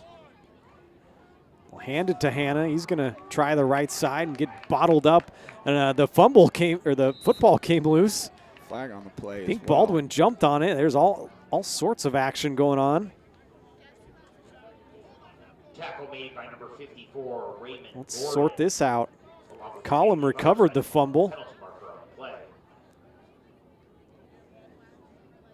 didn't even see where they spotted. Where he recovered it, it was enough for first down, actually. Is that what they're going to get? And it's against Bishop Ward, the penalty. I missed the indication. I was paying attention to the guy with the ball. Yeah, where he's spotting the football. Either way, it's first down and the 19th penalty on Bishop Ward. Whatever it was a personal foul. Wow. 15 yards. Maybe a face mask? Maybe. Yeah. I'm guessing either a face mask or a horse collar tackle or something there. Either way, don't care. First down, Bulldogs. Right, 30-yard line.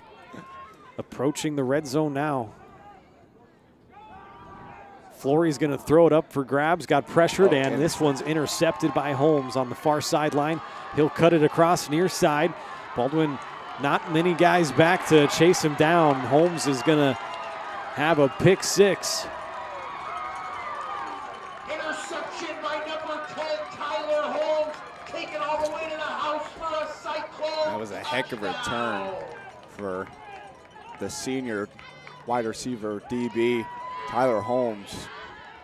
And as soon as he got to the middle of the field, saw a hole at around the 50-yard line, and he took it, and he was out of there as soon as he passed the original line of scrimmage, and Tucker Flory unable to ring him up on the way back. And that takes the air out of that Baldwin sideline for sure and brings it right back to the Bishop Ward side. Yeah, kind of backfired a little bit what Baldwin's been doing through the air, just kind of throwing it up for grabs in a jump ball situation, 50-50 ball. And that time the defender had a better line on it than Johnny O did.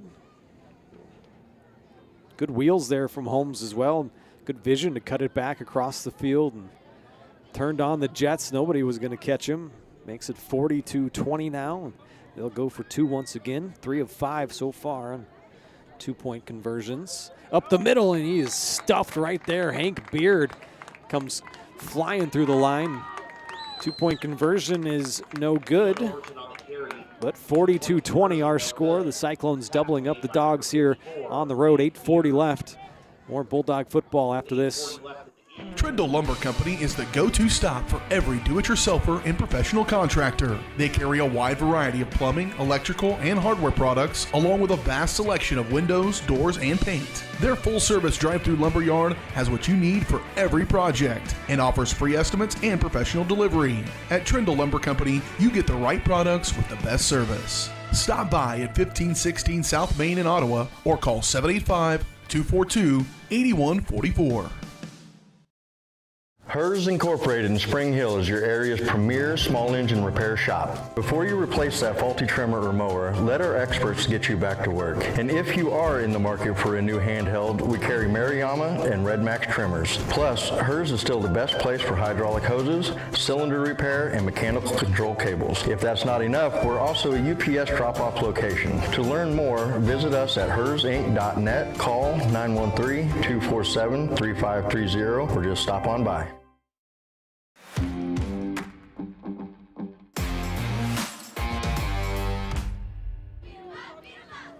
Looking back, ready for the ensuing kickoff after the pick six, taken all the way back by Tyler Holmes. Squib kick here, Dylan Van Horn chasing it. Baldwin's got to jump on that thing, and they do. It was one of the return men, I think Waddell, jumped on that football. It was. It's a pretty unique squib. I mean, that almost turned up well for Bishop Ward. He was just kind of angling away from everybody. Baldwin gets the ball back. 8 minutes, 38 seconds left. At their own 25, they got to go. They are down 20 points, 3-possession game. Looking for some magic to close out the game. Lewisburg ends up beating Ottawa by 10, 17-7. The final score there. A little bit closer than at least I was expecting. We've seen Ottawa. We know they're a pretty good football team, but Lewisburg, top-ranked team in Class 4A. Cyclones gave them all they wanted it tonight. You could catch that game over on Lewisburg Sports Live, one of our channels. Timeout taken offensively by the Bulldogs. A little confusion out wide and in the backfield. Give me a chance to remind you that Baldwin Sports Live is presented by Hayden Outdoors Real Estate. You can get a hold of Shad and Penny Sheldon at 785-821-2666, or you can go to HaydenOutdoors.com. You can see all their listings. They got a lot of good stuff in there, including the Little Soldier Creek Farm. It's a 2,100 square foot home. It's got stunning views in the coveted Silver Lake School District in Shawnee County. So call them up or go online, HaydenOutdoors.com, and find your next dream property with Hayden Outdoors. Also remind you, Rice Manufacturing is bringing you the timeouts this year. If you're looking for a great job with a growing family-owned company right there in Baldwin City, then check out Rice Precision Manufacturing. Always looking to add the next great member to their team, including positions for skilled CNC machinists and operators. Excellent pay, competitive benefits, climate-controlled work environment, and a friendly support staff. As that pass towards Johnny O, knocked down, incomplete. They are dedicated to the betterment of their employees at Rice Precision. Send an email to jobs@rice-precision.com to learn more. I will do that.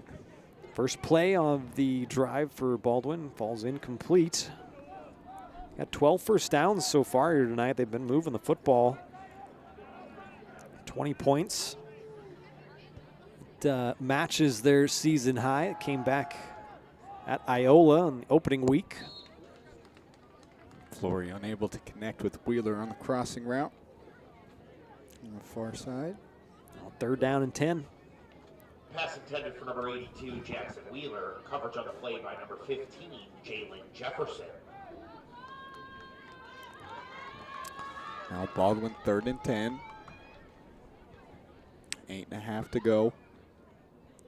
3-possession game. It's not completely out of the question. It is still possible, but do need to get going fast. Seen some quick strike offense a little bit from Baldwin. Gonna need some big plays though, you're right. There's a little bubble screen. Jackson Wheeler breaks a tackle. Tries to step out of another one, loses the football. Bishop Ward jumps on it. But a flag is down. We'll check that. A flag or a penalty marker on the play.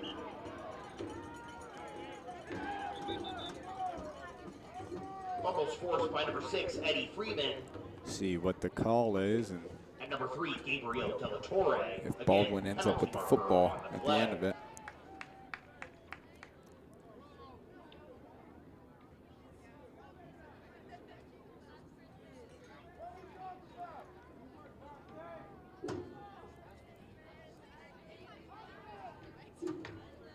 Approaching the 10 o'clock hour.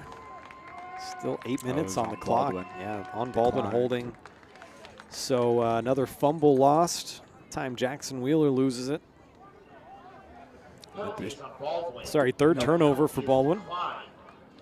It'll be Bishop Ward football. Cyclones turn around, get the ball back at Baldwin's 34-yard line.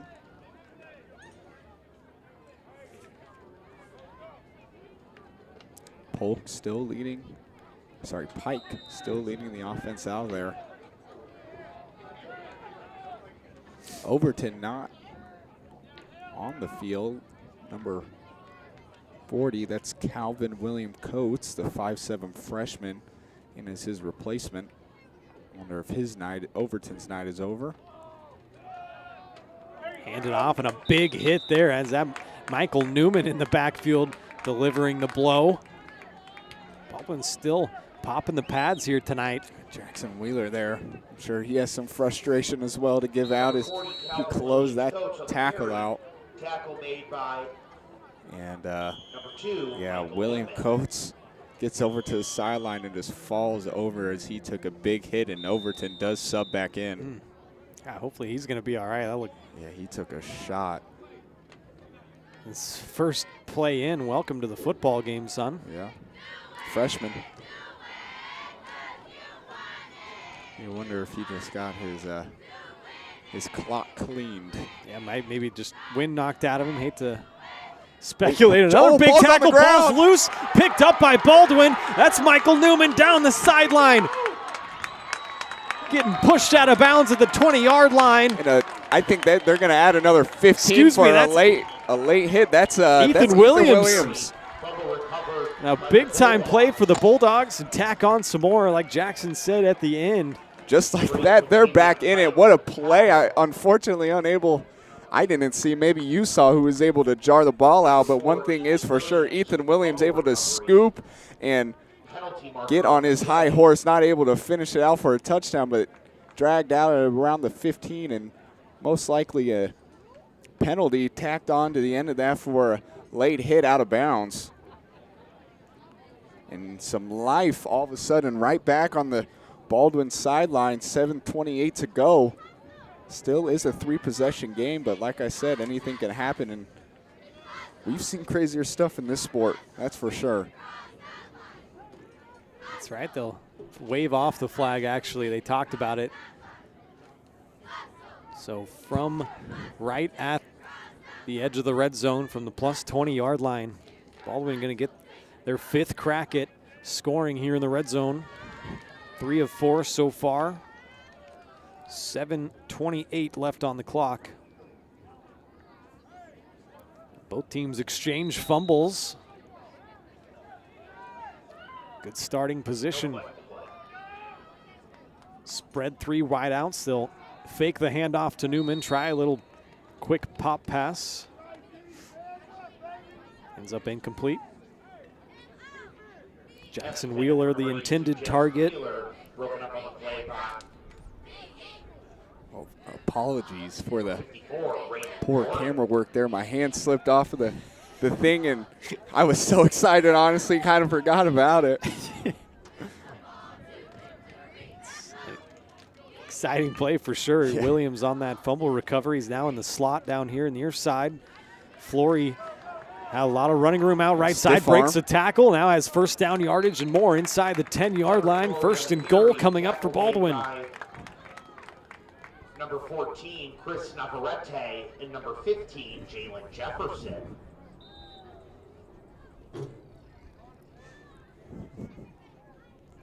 That was a nice play from Tucker Flory, just sticking his arm out and putting the defender straight through the earth.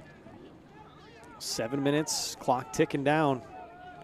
Got a one-on-one opportunity out here with Johnny O. We'll see if they try to exploit that. Instead, they'll hand it up the middle. Michael Newman, can he power his way in? Still moving the legs. Gets down to about the 2-yard line. By number 9, Keelan Overton, and a family of Cyclones.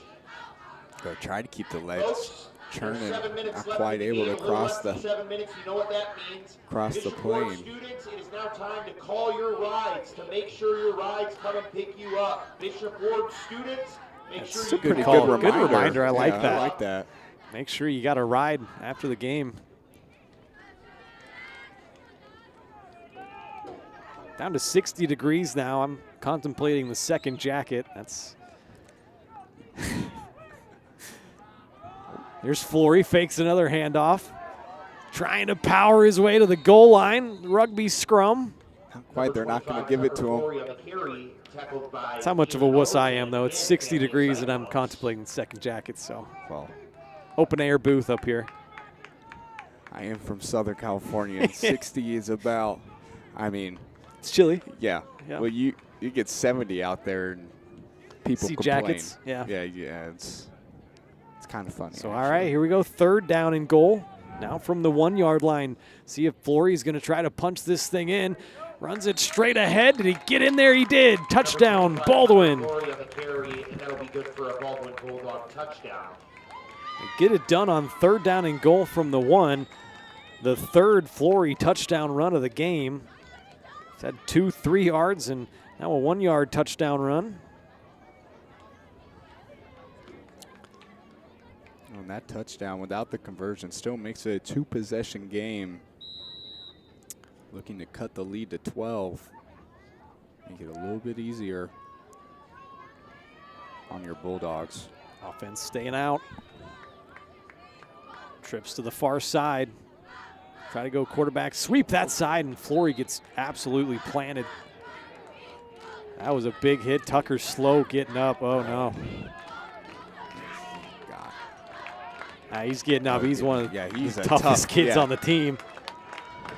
But the whole Flory congregation, if you know them, if you've had the opportunity to meet all of them, you know they're a tough group for sure. And Tucker will always be the first person to say I'm okay, even if he's not. So a big-time touchdown there in the short field. 26-40. We'll take a quick 30-second break. Be back with more Bulldog football. Hayden Outdoors Real Estate has been proudly serving the Midwest since 1976, covering 33 states while producing over $1 billion in annual sales. Shad and Penny Sheldon are some of the top producing brokers from Baldwin, Kansas, selling farms, ranches, rural homes, and recreational real estate throughout Kansas. Their knowledge, passion, and expertise will help make your next real estate transaction an excellent experience. Contact Shad or Penny today by phone at 785-821-2666 or by email at shad@haydenoutdoors.com.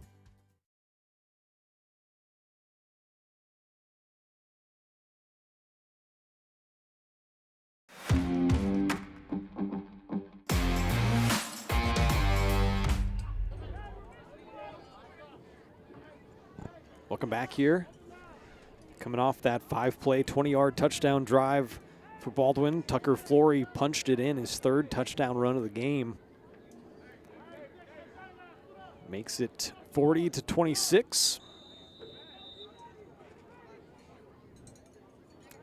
Brendan O'Connor looking to put his boot to it again.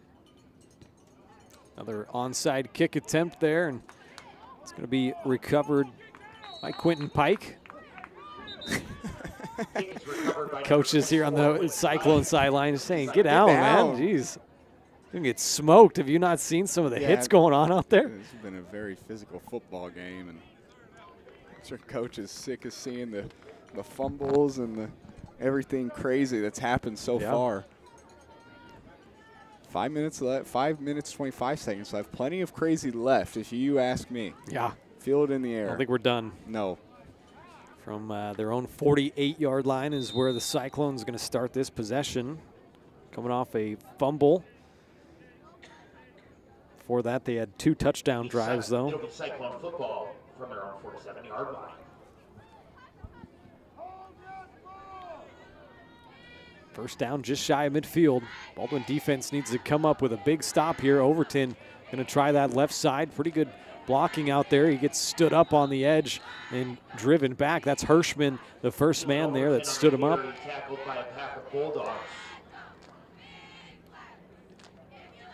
This defensive line now tasked with the important role of getting 3 and out as soon as possible. And you know, Coach Duff is probably going to want to drain this clock out in between every play from scrimmage. So Baldwin really going to have to take advantage of whatever time they got, assuming they get the ball back on offense.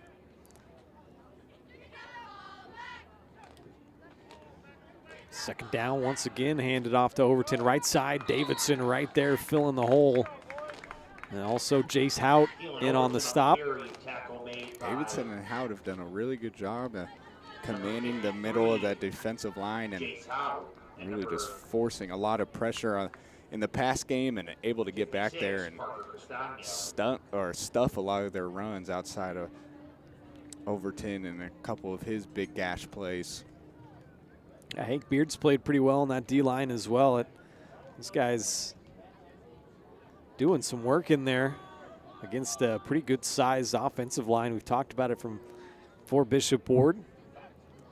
Split everybody out, spread it out again. Pike looking for somebody, almost got drugged down in the backfield. Now lets it loose and has a man through his arms. That was Neely.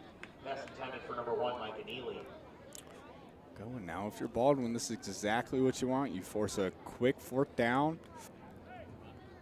Bishop Ward unlikely to punt the ball up and just give it up easy like that. We'll see, though, the squib kick from here could really pin Baldwin back deep. See what they decide to do. Still have Overton in the backfield. Trips far side. And Pike will punt it away. They'll try to pin the Bulldogs deep back in inside their own 20-yard line. It's going to roll dead right at the 20-yard line. Pike on the punt. Down by number 1, Micah Neely. It'll be Bulldog football. So the Bulldogs do get the ball back. 3:40 to play, still down by 2 scores. It's not over yet. Going to need a quick score and get the ball back again. Not an easy task having to drive 80 yards down the field, and you'd like to not have to use any more timeouts. You already had to use one earlier in the half, so you're only stuck with those 2. Really need a quick score out of this possession. I think there's a quarterback change. Yeah, it looks like Alex Chambers, the freshman, hands it off to Newman. Gets a couple yards off right side, off tackle. We had a game go to 4 overtimes, and it is done before us, Jackson. Olathe East beat Shawnee Mission East 35-28 in 4 overtimes. Good Lord. That being said, 3 minutes left here in Kansas City.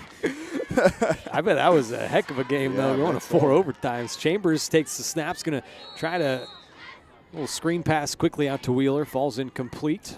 Trying to get that freshman-to-freshman connection. I was watching Chambers in the pregame, talking to Jackson up here, watching him, and he was throwing the football pretty well down there. He's the opposite of Tucker. Tucker more, not much of a quarterback. He is listed as pretty much everything else. I've seen him listed as a wide receiver, running back. I've seen him listed as a DB, but Alex probably closer to that true quarterback prototypical, prototype, I guess, quarterback. Bigger body, has a bigger arm, and able to probably stay in there in the pocket a little bit longer. Here's a 3rd down and 7. Chambers might pull this thing down. He gets hit pretty hard right around the line of scrimmage. Allen Aguirre for Bishop Ward lays down a big hit on the freshman. He pops right back up, and that is Tucker Glory on the carry, tackle made by number 22. Looks like might see the white flag going up here from Coach Lisher and Baldwin. Punt team 4th down. Out onto the field. Hard-fought game here for the Bulldogs, though. Harvey's going to get another booming punt very high away. Take it around midfield. Devontae Davis coming near side. Ethan Williams right there, as well as 41, Jace Beats, the 5'9 freshman. Nice job on the punt coverage. Davis a little slow to get up. It'll be Bishop Ward football. Main stripes, you appreciate that. From the Bulldog 43-yard line. Still a little limber on the sidelines, though. So just 2:20 left here. With Baldwin kind of throwing up the white flag. We'll see if Bishop Ward just kind of runs the ball, runs the clock out here. Start from the plus 43.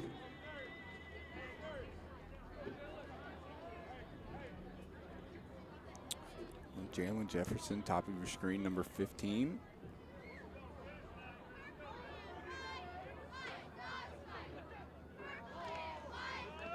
Pike hands it off once again to Overton. Still running hard here late in the game.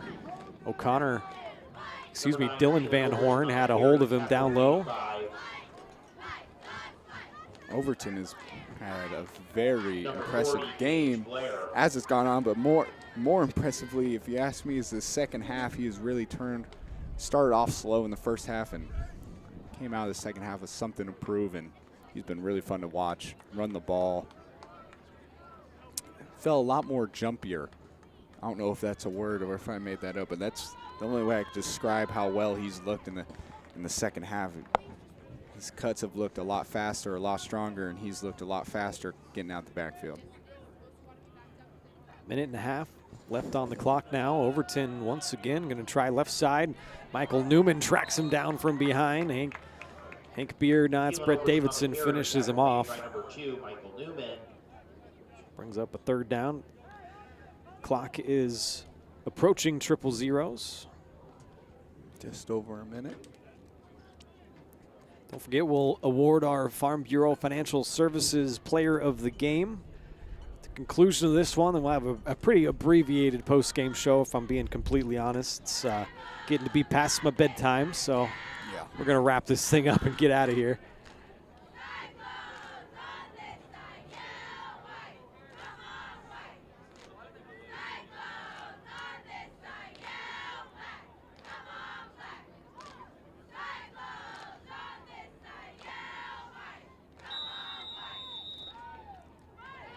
Timeout taken by Bishop Ward as they run this thing all the way down. Give me a chance once again to tell you about our upcoming broadcast schedule. Make sure you go check out varsitysportslive.com. Do it right now and put a bookmark on there, as over the winter months, especially into the spring, you can find a lot of some away games, possibly. Seen some soccer games. I think Spring Hill Sports Live is going to be carrying some Bulldog soccer. So keep an eye out on all the other channels. You can find some Bulldog action on there, as well as our channel. Again, that playoff game coming up in a few weeks. Looks like Baldwin is headed to finishing 4th in their district, and so we'll have to see how the other 3 districts shake out. The number 4 finishers there to see if Baldwin will be what seed they'll be, 13 through 16. And if they do end up being one of those, could end up seeing Wellsville again. We'll keep an eye on that. Looks like a kneel down coming from Pike.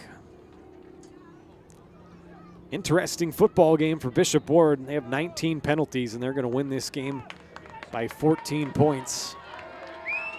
Get their first true win of the year. They got that forfeit win against Osawatomie that Baldwin will get credit for next week.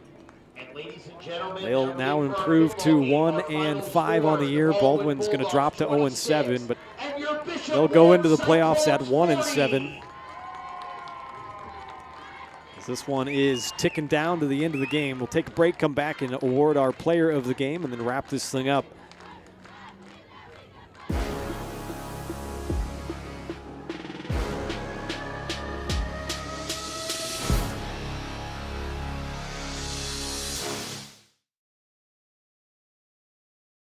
For unbeatable service from a company you can trust, there's only one choice. Clint Davis and the One Choice Heating and Air Conditioning team have the expertise you need when it comes to the comfort of your family. Not only will they get the job done right, but they'll explain the preventative maintenance needed to avoid those costly emergency repairs. To schedule a free quote, call 785-393-9329 and join the Preferred Maintenance Club for special discounts. One Choice Heating and Air Conditioning, the one and only choice for the comfort of your family. Trindle Lumber Company is the go-to stop for every do-it-yourselfer and professional contractor. They carry a wide variety of plumbing, electrical, and hardware products, along with a vast selection of windows, doors, and paint. Their full-service drive-through lumber yard has what you need for every project and offers free estimates and professional delivery. At Trindle Lumber Company, you get the right products with the best service. Stop by at 1516 South Main in Ottawa or call 785-242-8144.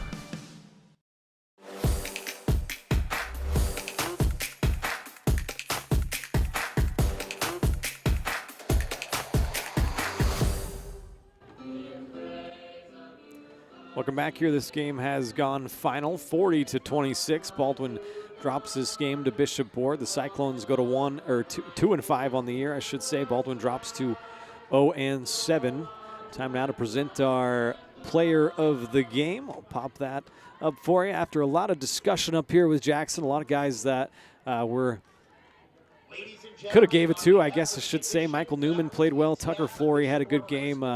Ethan Williams had some big plays, but we're going to go ahead and give it to one of the senior leaders on this team. Brett Davidson was just an absolute monster, especially defensively on that D-line, living in the backfield. I'm not sure how many tackles for a loss he had tonight, but he's leading the team in that category, and I can guarantee you he's still leading the team after tonight. He had a great game defensively, also offensively on that O-line. So a big congrats to Brett Davidson and all the Bulldogs out there here tonight. Unfortunately, they lose this game, drop to 0-7 on the year. The player of the game is brought to you by Farm Bureau Financial Services, insurance and investments, wealth management and financial planning.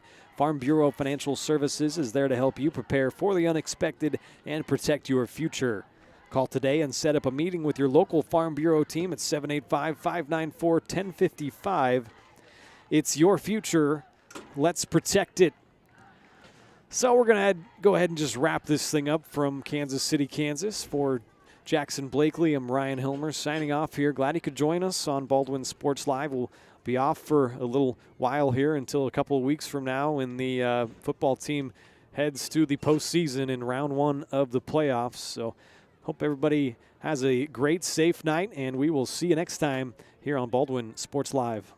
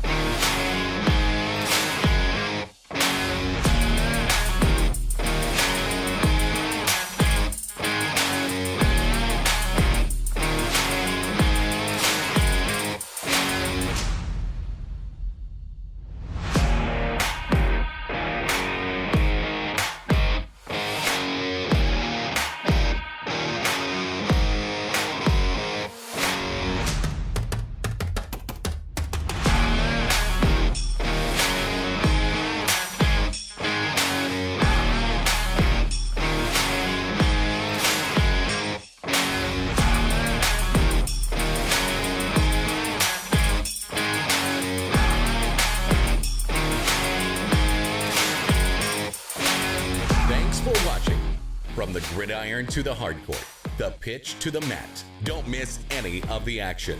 We're there with live, local sports coverage at VarsitySportsLive.com.